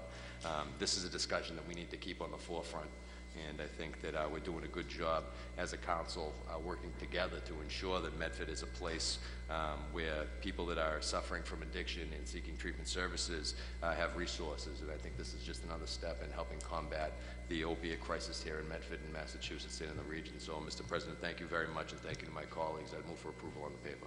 A motion approved by Councilor Knight. Sir, did you want to speak on this matter, please? Please state your name and address for the record. Welcome. Good evening. My name is Ronald Paoni. I live on Winthrop Street in Medford. And I was sitting at home when I was watching this, and this discussion is very, very pertinent. It really is. And I'm really adamant about this situation. Came to the council 3 weeks ago about a situation. I don't know if you ever heard the term gateway, but what we were talking about, what you people are talking about tonight is a gateway. It's a gateway to the next level. A gentleman touched on it, the heroin. We have a heroin problem in this city, and it's not the only problem. And this is just one of those things that I feel very strongly about. And I agree, statistically, yeah, 1 in 30. Listen, I've been in recovery for almost 28 years, and I'll break my anonymity. I really don't care. What I'm trying to say here is this. Before I came into recovery, I was actively addicted to certain things. And basically, they didn't give that 1 to 30 statistic. There was a lot less than that. It's increasingly getting worse because it's easy to get your hands on it. Somebody touched on the dealers, somebody touched on the kids. A lot easier to get a opiate than a sex pack. I'm a little nervous when I speak in public. I'm not really a big public speaker. But one of the problems with this whole thing is that, yeah, do not take away from the American Disabilities Act. I'm disabled myself, not in term, but mentally, from all the drugs that I did over the years. Okay, this is something that's an effect. It's unreversible. It's a daily day that I gotta just function. So basically what I'm trying to say is, like, if this law gets passed, yeah, there's some good points and some bad points, but it's really hard for me to see, not to see us moving forward with this, because, like, listen, we got a drug problem in the city, and it's bad. And it's in my face 24/7, and I'm watching it. And some of it is, yes, opiate use, and then the other is the street drugs that are going on, you know, and it's in my family, and it's very difficult for me to watch this, you know. So if this is gonna help to, like, maybe put a little Band-Aid on this situation personally, I say please, vote for it. if it's not gonna help, and you guys are gonna go in the other direction, I just don't see how you cannot vote yes for this. And again, taking into consideration with the American Disabilities Act, I understand. Like, if I had cancer, I would hope, and I was a young kid, I would hope that if I was in enough pain, that I could be, able to, get something like that. But again, I'm not in that situation, so yeah, it's a tough shot all around. That's all I want to say. Sean, thank you very much for your testimony on this important matter. So on the motion for approval by Councilor Knight, as seconded by Councilor Camuso, if I could just add from the chair, thank you, Councilor, for this. I just came back last week from a national convention of American Funeral Directors Association, and if there's one thing that all my colleagues were talking about is just this, and that we've all grown weary and sad and tired week after week of having to walk families to graves to bury their children from this sickness. So thank you for this measure. So on the motion for approval by Councilor Knight. Move for a call the yeas and nays, Mr. President. Roll call. Roll call vote, please. Roll call vote, Mr. Clerk, please. Council Camuso. Yes. Council Caviola. Yes. Council Knight. Yes. Vice President Longo Kern. Yes. Council Marks. Yes. Council Penta. Yes. President Del Russo. Yes, with the vote of 7 in the affirmative, none in the negative, the measure passes. Thank you. Petitions, presentations, and similar matters. 15-721, petition by Robert Capucci Jr., 71 Evans Street, Medford, Mass., to speak to the council on the Community Preservation Act. Good evening, sir. Please state your name and address for the record. Welcome. Thank you, Mr. President. I'm Robert Capucci of 71 Evans Street, and I just want to speak more. I know this was brought up a couple weeks ago, and a group came in and addressed the pros, and I even spoke up a little bit that night. But there's just, as a taxpayer, there's just some more concerns, and I'm not here to argue for or against passing this measure, to just discuss it a little more after having spoken to some fellow residents and taxpayers. The fruits of the CPA, the Community Preservation Act, and what it wishes to achieve, I don't see anybody being against that. Infrastructure repairs, building repairs, as we see here, the police department that should probably be condemned, fire station repairs, street and roads, cleaner, more open space environments. We are all for that. But there are just some concerns that have come up, wondering if not, and I'm not arguing for or against it, just wondering if the CPA is the right way to go, and the voters will decide that next Tuesday. But, just looking into it, the card that came out yesterday, the mailer, I don't know if you received it, one of the things that it says, which is just a general statement, that the state will match it. It didn't give any percentage on what it would match. At first we heard 100%, then 30%. I think the last official report from the state of Massachusetts is it's only going to match 18%. The proponents for this argued a couple weeks ago that it's going to be a small increase to property taxes, $54. Depending on your land value, for some people that's upwards of a 40% increase. When it gets to the business side of it, when I was looking this up earlier tonight, a place called Redstone in Stoneham, just for an example, the land, because of this 100K cap, which is a little bit insignificant if you're in a higher tax rate like Redstone is, like perhaps our Super Stop and Shop is, or the Meadow Glen Mall, or other industrial parks here in Medford. The Redstone, for example, it was assessed at something like $34,200,000. Their tax increase was significant. It was $5,700, and that gets passed on to the consumer. Just for people to understand what we might be getting into here and locked into it for 5 years.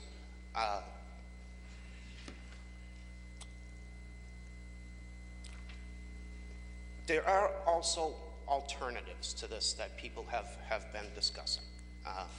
that might be a better way to go. In discussing this earlier today with a proponent for the CPA, I made some suggestions as what might be an alternate route, and the person said it was a Band-Aid that doesn't provide a steady funding stream. To me, what a lot of the people in Medford are saying is we have seen a property tax increase every year for 28 years. Excise taxes, sales taxes that have gone up, income taxes, meals taxes, death taxes, taxes for businesses, and everything else. For a proponent to tell me that we need a steady funding stream, I say it already exists. We have a surplus between two different accounts here in Medford of almost $15 million. We're talking about a steady stream that's about 10 miles wide, 20 miles deep, and longer than the Mississippi River. We have the funds to do what the CPA is asking to do. In my humble opinion, and just as an observance, what Medford could be doing as an alternative is, a few weeks ago I went around Medford and I took a few pictures. There's from the end of Salem Street near the Fellsway all the way up to Forest Street, there's over 20 storefronts closed down, some of them boarded up. A tax cut incentive to bring businesses in here would be the route to go. A property tax, either neutrality or cut, would be the way to go. We attract more people to move to Medford, Mr. President, and more businesses to come into Medford. What are one of the other proposals by the CPA? Affordable housing? Let's get people jobs. Let's attract businesses and people to move here by offering tax-cutting incentives. With that added business growth and business venture and people working at a lot of these empty storefronts, they can afford on their own without having to rely on government and higher tax incentives to be able to afford their own houses with personal responsibility and self-dignity of doing it for themselves. I would just very much like to urge our city council and everybody watching, make your own decision, either for or against it, next Tuesday on voting on ballot question 1. And other cities and towns have accepted it, about 154, I think it is, in Massachusetts, and there are pros and cons to it, and some towns have already started, at least one, I think it's the town of Northampton, have started to try to repeal it after passing it. And that would come from city council initiative, should it pass next Tuesday, and if it don't, then it's not a concern, but they call the state Taxachusetts for a reason, and to continually raise our taxes, to argue for infrastructure repairs when we're already paying taxes ad infinitum, and we're not getting those necessary repairs now. I mean, we've driven through Medford. We know the conditions of the streets, the roads, the parks. Another thing, open spaces. We have Hormel Park. We have part of the sheepfold. We have, what, 26 parks in Medford? We already have a lot of open spaces. We already have a lot of money to make these infrastructure repairs. Just those surpluses alone. I mean, I understand that some of the surpluses can't be touched, but maybe a new ballot initiative to maybe change that law could happen to appropriate the funds that we need. In closing, I would just like to say thank you very much for the time. I'm not arguing either for or against this, just bringing up some ideas for people to ponder, for you good people to ponder as well, because you'll be voting next Tuesday too. I thank you for your time, and good luck to you all. Good night. Thank you, Mr. Capucci. Ma'am, please state your name and address for the record. Welcome. Jean Martin, 10 Cumming Street. Thank you very much. And first of all, I'd like to thank Rachel for all of her comments, and I hope that she keeps coming to these meetings because she had some great insights. So thank you very much, Rachel. But anyway, I'm against this bill or whatever it is, this initiative. And the reason for that is because these are nice things to have, And you don't need money, hard cash money for a lot of these projects. You can harness the people of the city to do a lot of these cleanups. And you can get the guys to volunteer on the weekend to do these things. And yes, you need some money for the equipment to clean up weeded areas or whatever. But you know what you need hard cash for? A police station. I know. It's police station, police station, police station. Well, what about the library? What about the $15,000 for the library bathrooms? We have infrastructure problems that we need to raise our taxes for and that are going to be forced on us regardless. This is an override. This is a Prop 2.5 override. It's just a different way of doing it. And we already have hidden taxes. Just to let you know, we have the hidden tax through the community access monies, whatever PEG monies you want to call them. We have the hidden tax monies in the police department where we get a 15% kickback for every detail hour. We have these hidden monies. We're already taxed.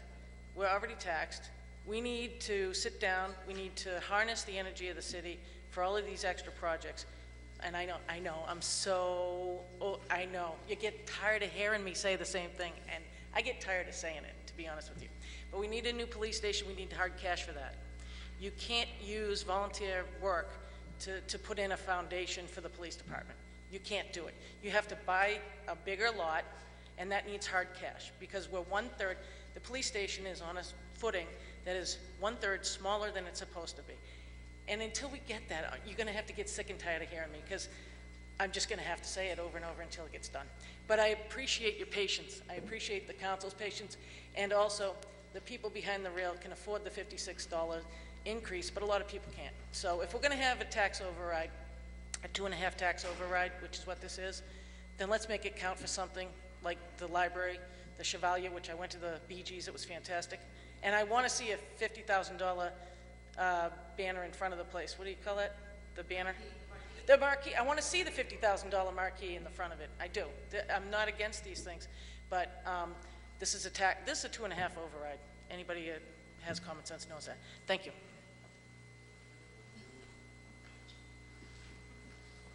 Good evening. Please state your name and address for the record. Good evening, Mr. President. My name is John Storella, 20 Metcalf Street. I want to thank you for permitting me to speak here tonight. And I want to say definitely that I do have a position on this. And I can't say it plainly enough. I urge all the people of Medford to vote no on question 1 because this is really a boondoggle. We have a report here. I don't think any of you councilors are aware of this, but I wish you would if you are. But the report says here that the Massachusetts Community Preservation Act. Section 22, Mr. President.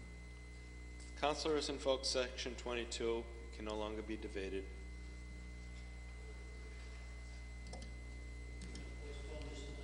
Sure. Please. The motion is, Section 22 has been invoked. That ends debate on the matter. This is not a debate. This is a comment on what was presented. I'm not debating this. Petition was presented. Section 22. It has already been discussed. Exactly, so the paper's out of order. It can't be brought back full for 90 days, pursuant to our city council rules that we adopted. Pro and con. Especially a week before the election, So, wait a minute. I'll withdraw. I withdraw Section 22, Mr. President. Councilor has withdrawn the motion. Thank you, Councilor. Well, anyway, this is a report, and it says that the CPA, Community Preservation Act, by the way, we're all for community preservation, but I'm definitely against the way the Act carries it out. There are a number of things going on. The report says here that the Community Preservation Act has resulted in the transfer of tens of millions of dollars from residents of the state's poorest cities and towns to its wealthiest communities, according to a new study published by Harvard University Rappaport Institute for Greater Boston. Now, are you aware of that tens of millions of dollars have been transferred from the poorest cities and towns to the wealthiest? Was any council here aware of that? I guess not. Yes. Oh, you did know that? Doctor, you can address your remarks to the chair, please. I beg your pardon, sir? Please address your remarks to the chair. Okay, through the chair. Okay, then it goes on to say here that between 2001 and 2006, residents of Boston paid $11 million in fees that fund state matching grants to the CPA program, but the city did not receive any money from the program.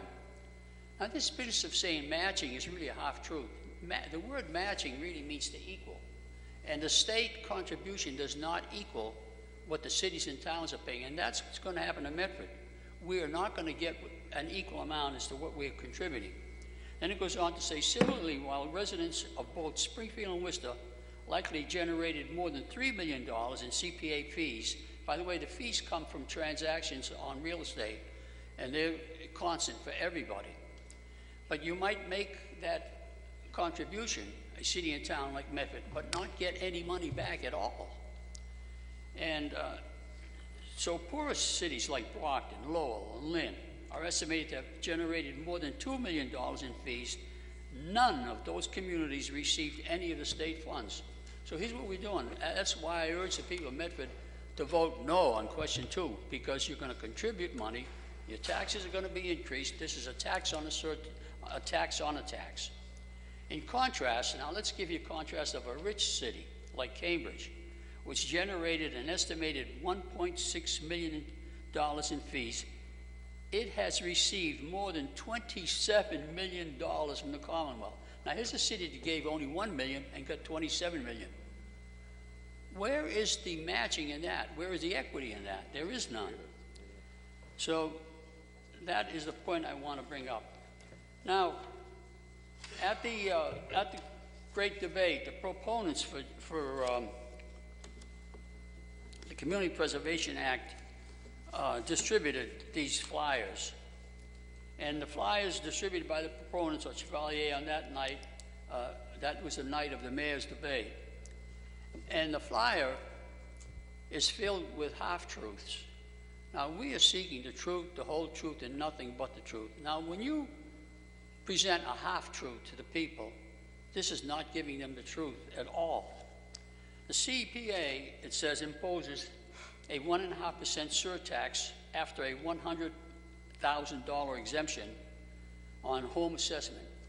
Now, that $100,000 exemption is just a come-on to tell the people, hey, we're giving you something before we take the money from you. But actually, the 1.5%, and why did they select 1.5%? They could select anywhere from you know, less than 1% to 3%. But that 1.5% could be only 1% if there were no exemption. So you could have no exemption at all, and we pay less. Instead of paying, say, $56 on average, we paying only $46.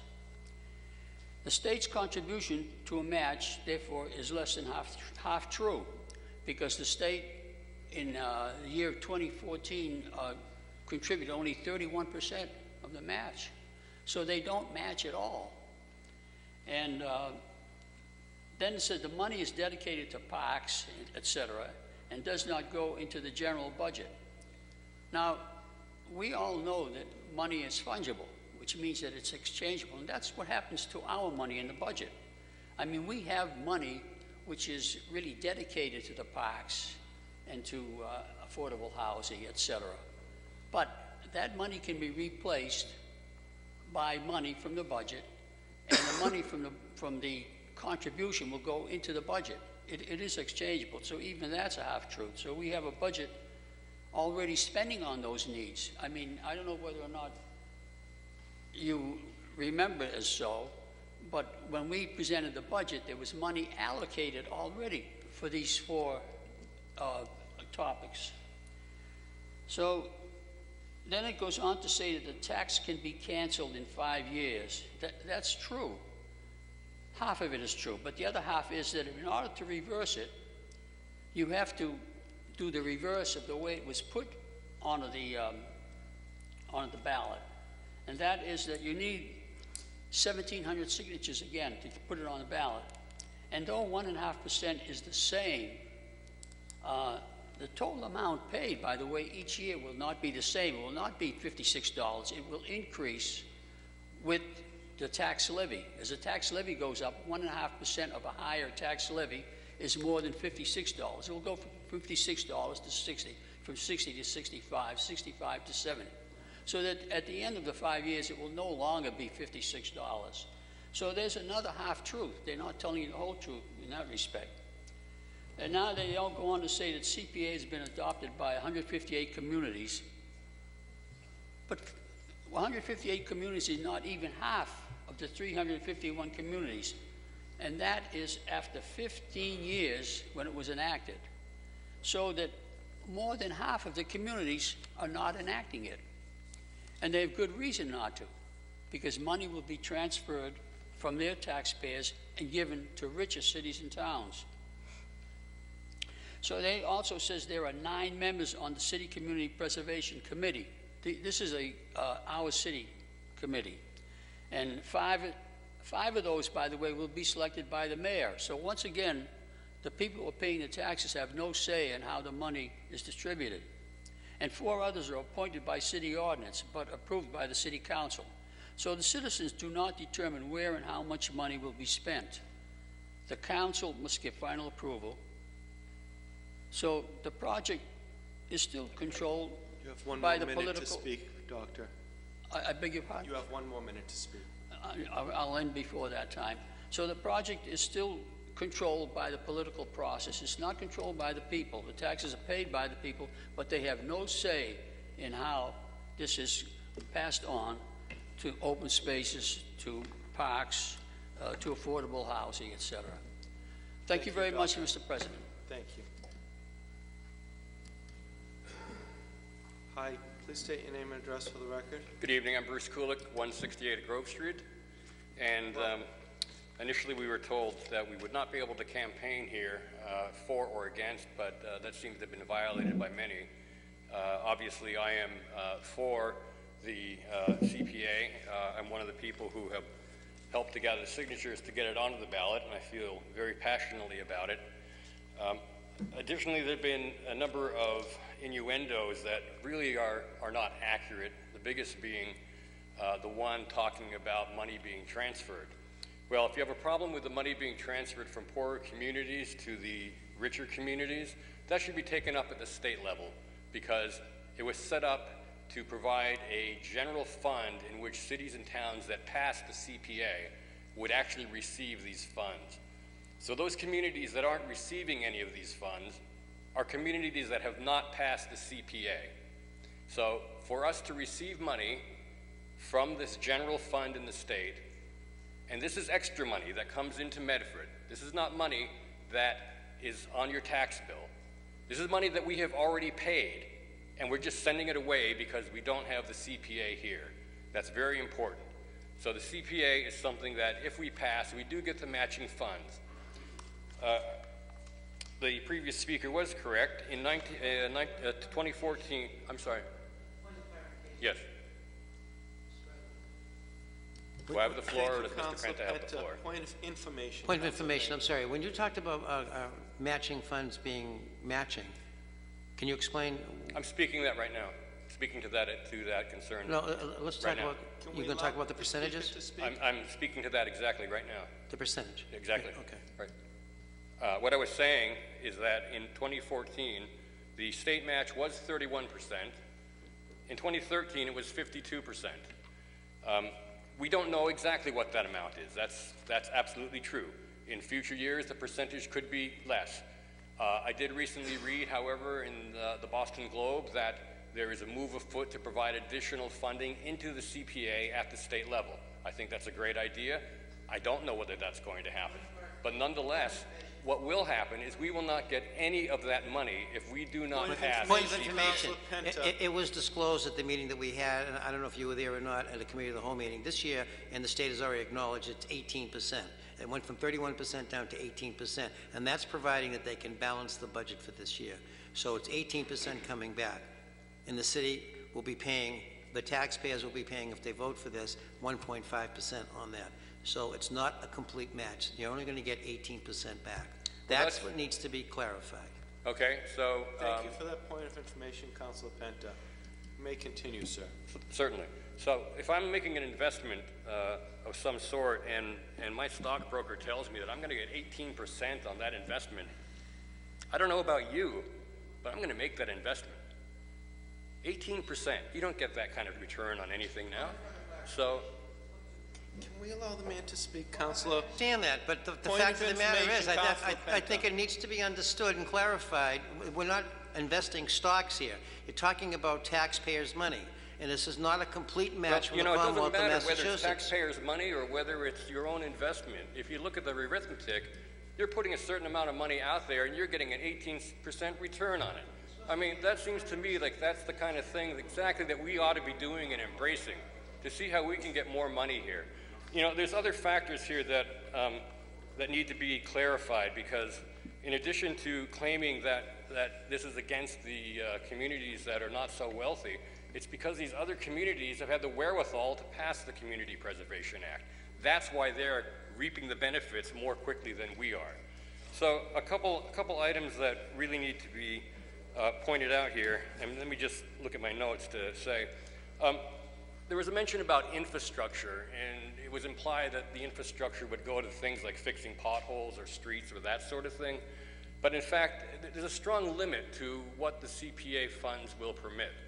We have historic preservation, and kind of ironic how one of the concerns was the bathrooms at the library. Well, it's my recollection that that building is a historic building. Now, you might not think of it as historic because it doesn't have fantastic architecture, but, you know, it's an artifact of the 60s or whenever it was built. That is a historic building. That could be restored. That could include making those bathrooms fully accessible. It could include many things in that regard. So it's kind of ironic that people are saying, well, maybe we should put the money towards that. Well, here is an avenue that will put the money towards that. Similarly, the police station, maybe that's not quite so historic, and probably in order to get that built, it would need to be raised and rebuilt, and I think that ought to be done. I think that our police station currently is a disgrace. But if we put money towards that, then we're not going to have any money to go to the items that are earmarked by this CPA. So other people were saying we have alternatives, a tax cut. Well, that'll sure give us the money that we need. And jobs, yeah, I think it'd be great if we can encourage people to have jobs, but the earmark on the money has to go to the items that are on the CPA. Additionally, there was a comment made that if your property is worth a lot of money, you're going to end up paying a lot more. Well, yeah, that makes a lot of sense. That's generally how property taxes work. If you're making a lot more money, if your property is worth a lot more money, then people are going to have to pay more money on the commercial end. But the biggest impact people are concerned about is residences. And there's a couple things that I do want to point out here. We have, for example, in addition to the $100,000 initial exemption from your property, there are exemptions for low income and for low and moderate income seniors. Now, I took a look at the numbers that are low income and low and moderate income for seniors. And I was kind of shocked by that.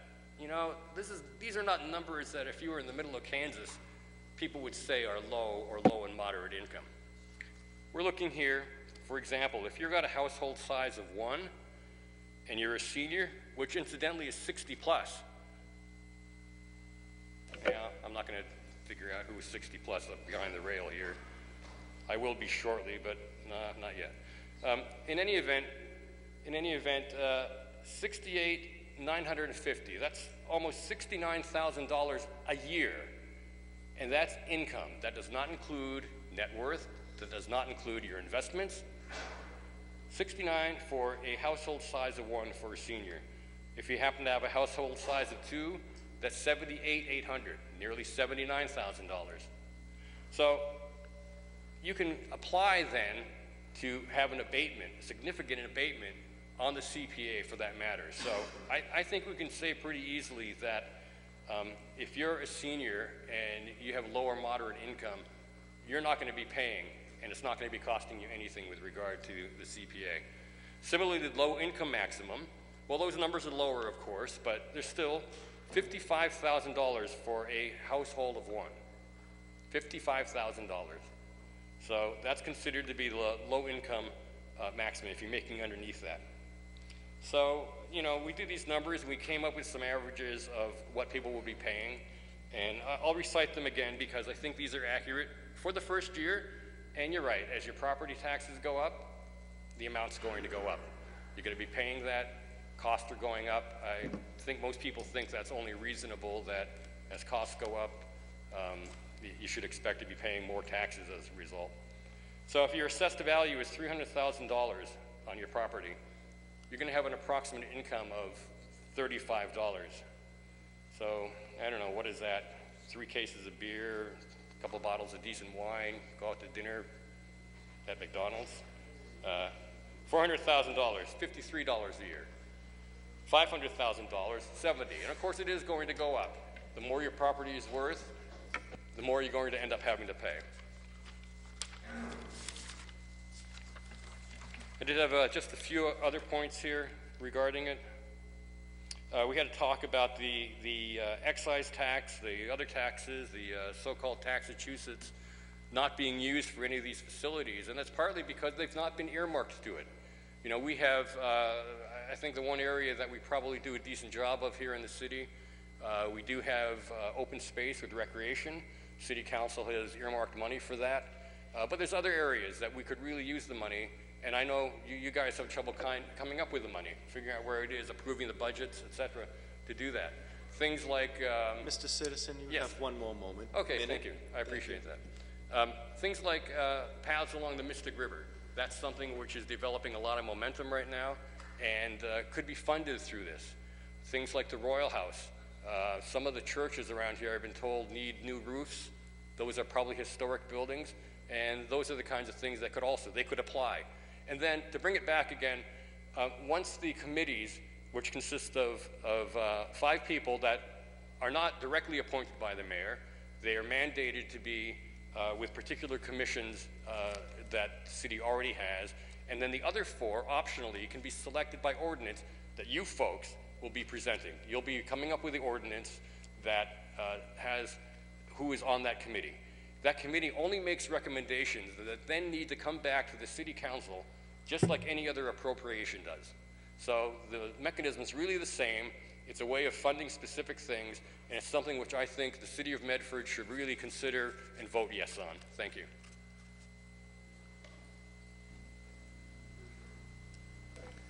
Thank you. Please state your name and address for the record again. Jean Martin, 10 Cumming Street, and I'll try to make it quick. If this is a value of the city, then let's do a whole 2.5 override for it. Instead of having a special fund that we have less control over, put it in the general fund and have a committee or a party that advocates for this. And if it makes it, it makes it. If it doesn't, it doesn't. But just put it in the general fund so that it's all above board. And I'm not saying it's not above board. That sounded incorrect. That sounded bad. But it's a specific issue, and it's a smaller group of people. And I just say, do a 2.5 override. If it's that popular and the rest of the whole community wants it, then it'll get done under a 2.5 override. Thank you. Thank you, Jean. Good evening. Please state your name and address for the record. Good evening. Joe Villione, 59 Garfield Avenue, Medford, Massachusetts. Thank you, City Council. I met the people from the CPA outside a couple of weeks ago. They were very nice. But an election means you, the voter, get to evaluate what's on the ballot. And I don't want to be told what to do. I want to evaluate it. In a perfect world where people get data without having to file public records requests, we would know where the water and sewer money goes, where the public access money goes, where the free money account, where the money is, and the general fund. I just don't think, given the past history, we should have another tax thrown at us, because it sounds great, CPA sounds wonderful, but I don't even know where my access money is. And so I just don't want to throw more money to the wind. Thank you.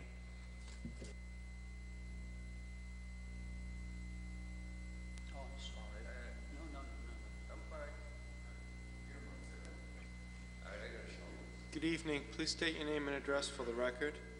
Name is Nick Tomaszuk, 29 Garfield Avenue.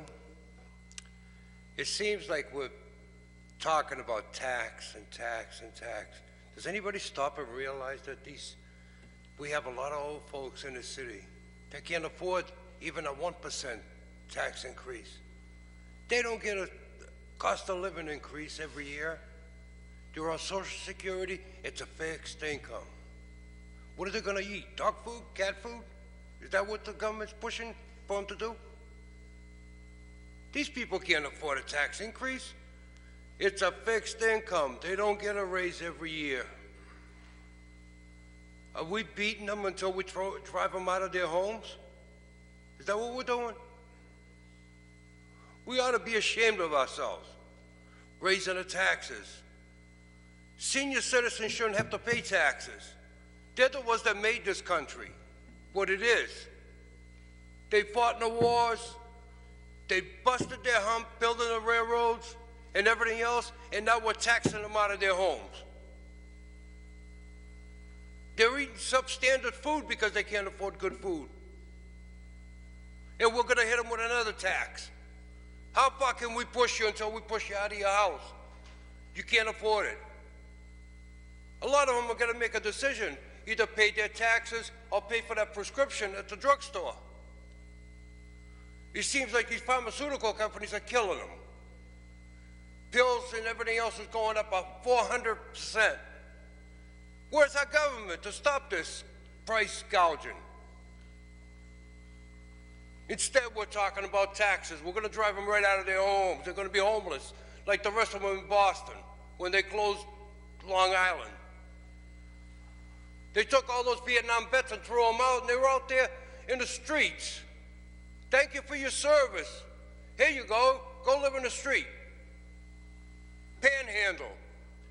That's where all these old people are going to end up. We got to stop this. We got to start looking out for your senior citizens that built this country. Thank you. Thank you very much. Doctor? Thank you, Mr. President. I merely want to clarify what the former speaker said about commissions and said they were not appointed by the mayor, but all of our commissions, you can correct me if I'm not speaking correctly myself, all of our commissions have been appointed by the mayor.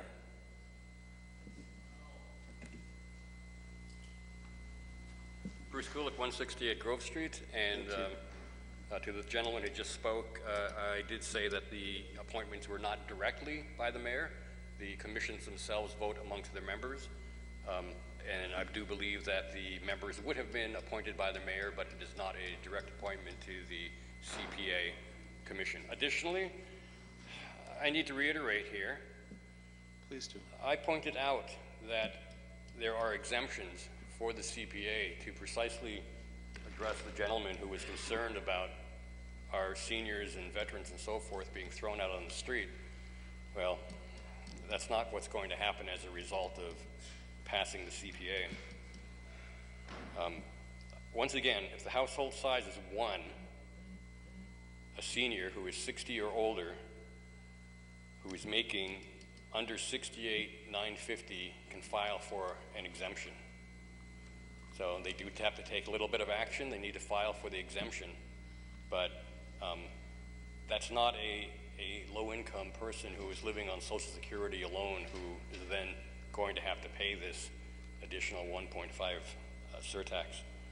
And the number goes up, as I said, with a household size of 4, you're up to almost $100,000.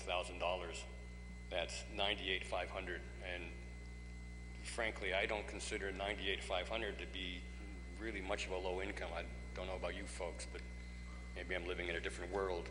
So I just wanted to clarify those and reiterate those numbers so that people knew that this was not going to throw seniors out into the street as a result. Thank you. Thank you very much. Hi, please state your name and address again for the record. Robert Capucci, 71 Evans Street. Thank you, Mr. President. I'll be very brief. Please. These tax increases from the CPA, and again, it's up to the people to decide on it one way or the other, but these tax increases are going to result in the very people that Mr. Kulik are talking about having to pay higher for goods and services. It's not rocket science. At least one of the councilors behind here, 2 own their own businesses. As costs go up in one area, they have to be made up in another area. So a local of shop XYZ who owns a $30 million property is now paying $5,700 more.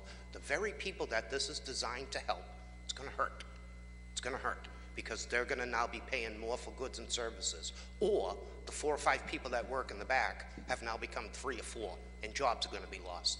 That's why I advocated tax cuts as an incentive to bring businesses in here and create jobs and to bring price of goods down, because when there's more businesses, there's more competition, and competition brings down prices for the very people the gentleman from Garfield Ave was talking about that are suffering, the fixed income people.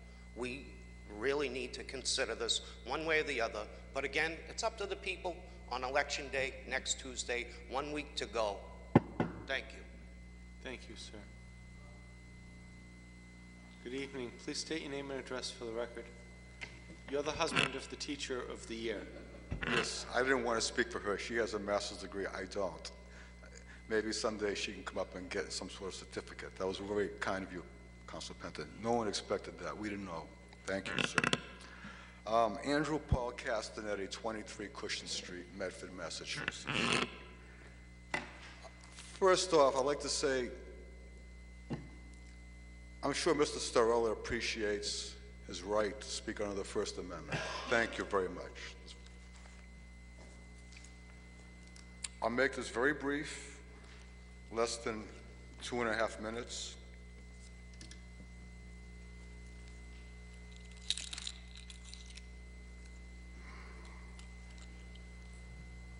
Mr. Camuso, can you hang around? Should I wait? I guess he can't wait. I got to vote for Nixon myself, but I waited.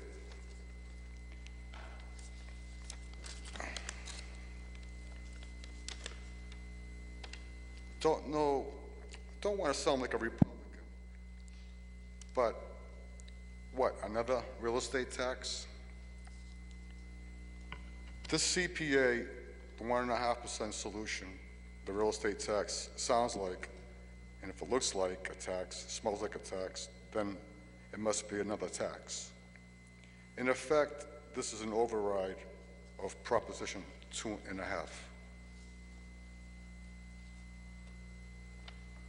This is still to do with real estate taxes.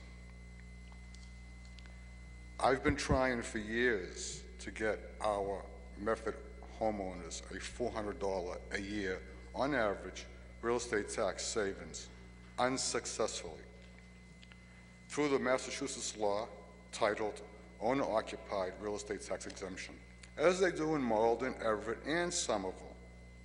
As a matter of fact, I even wrote a letter in the Medford transcript published on October 15, 2015, asking for all politicians to respond in writing to the Medford transcript asking whether they are for or against this 20% real estate tax exemption. Thus far, as we speak tonight, October 27th, the only response was verbal from Councilor Penta, and we thank him. Also, my question, this question, was titled, when I submitted it to the debate committee, October, the day before the deadline, mind you, and it was titled, please answer my question. It should have been asked at the great debate, but it was not. Maybe we'll get all the 18 replies in this Thursday's Medford transcript, hopefully before the next election, in a week from tonight. Thank you. What else can I say? Maybe you would like to take this opportunity to communicate your responses now? Thank you. If you would like, Councilor Del Russo, or any other councilor.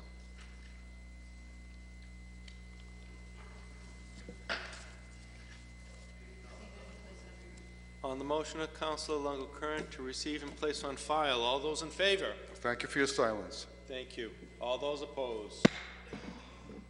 Under suspension, offered by Councilors Camuso and Penta, be it resolved that the name of Frederick Lasky be sent to the upcoming Committee of the Whole for consideration of the City Council appointment to the Garden Commission. Councilor Camuso.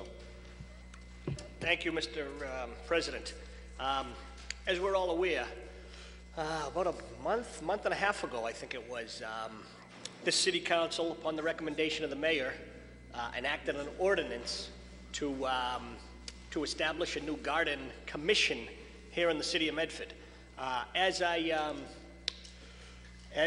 did support that, and then it became law, and at this point, the Mayor has appointed his 2 individuals to become members or commissioners of the Garden Commission. Upon him appointing his people, Amanda Bowen, very, very active in the gardening club, reached out to city councilors, and at this point, we have a committee of the whole in the upcoming weeks, I'm assuming? Yes. With that being said, I would like to bring the name of Frederick Lasky forward with Councilor Penta for the commissioner that is appointed by the Medford City Council.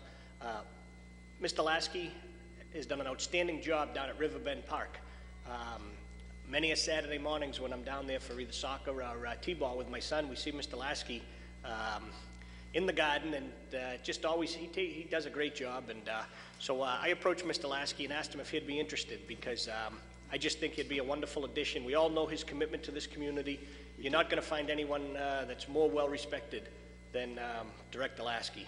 So I would like to respectfully put his name before the subcommittee, before the Committee of the Whole for the City Council appointment. On the motion of Councilor Camuso to move that name to the Committee of the Whole for consideration, I hope you'll enjoin on Mr. Lasky that he should, according to custom, send to the Committee of the Whole a copy of his curriculum vitae.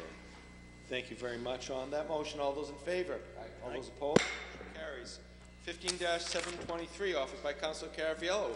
Be it resolved that the Medford City Council have the DPW replace the sign for Michael Mobilia that has been weathered over the years. Councilor Caraviello. Thank you, Mr. President. Over the weekend, we were down on the Fellsway for the O'Brien Brothers dedication.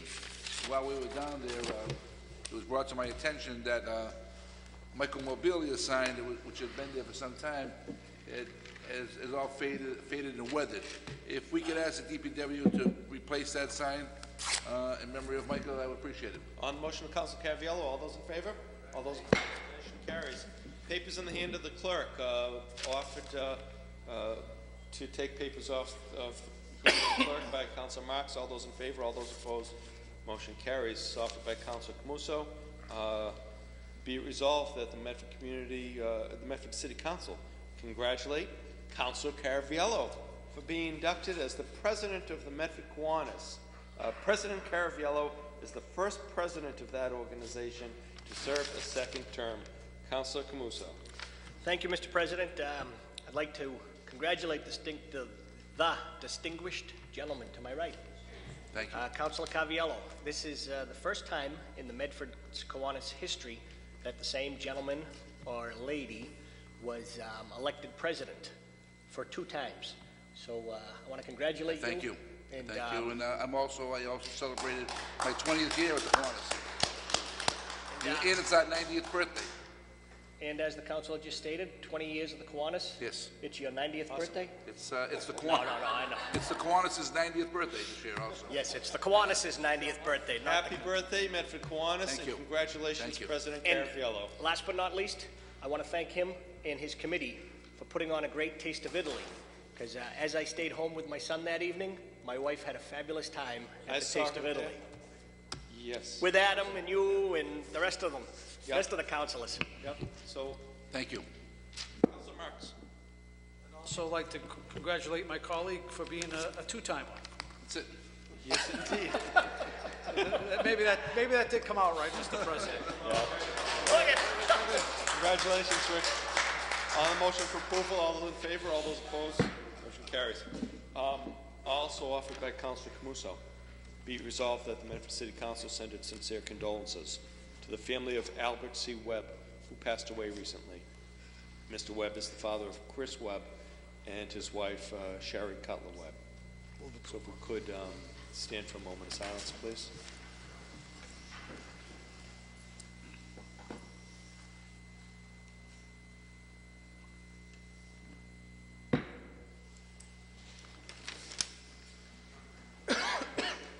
Finally offered by Councilor Knight, be it resolved that the city solicitor provide an opinion as to whether the city has adopted Mass General Law, Chapter 60A, Section 9. Councilor Knight. Mr. President, thank you very much. This piece of legislation, Chapter 60A, Section 9, is relative to excise tax for National Guardsmen who are deployed out of state, and it provides a waiver to National Guardsmen whose vehicle sits in their driveway as they're overseas or out of state defending our country, Mr. President. So I think it would make sense for us to take a look into this issue. If the city hasn't adopted it and the solicitor comes back with that opinion, I will be moving for the council to support that initiative. I think it makes sense for us to provide servicemen and women who are deployed overseas defending our freedoms and liberties a tax incentive where their car sits in their driveway, not driving up and down our roads, Mr. President. So I bring forward this resolution to get an opinion from the solicitor, and if we haven't adopted it at a later date, we can bring this matter up. Very good. On the motion of Councilor Knight, all those in favor? Councilor Penter, I'm sorry. And Camuso wants to talk too. Not on this particular. I do support this wholeheartedly.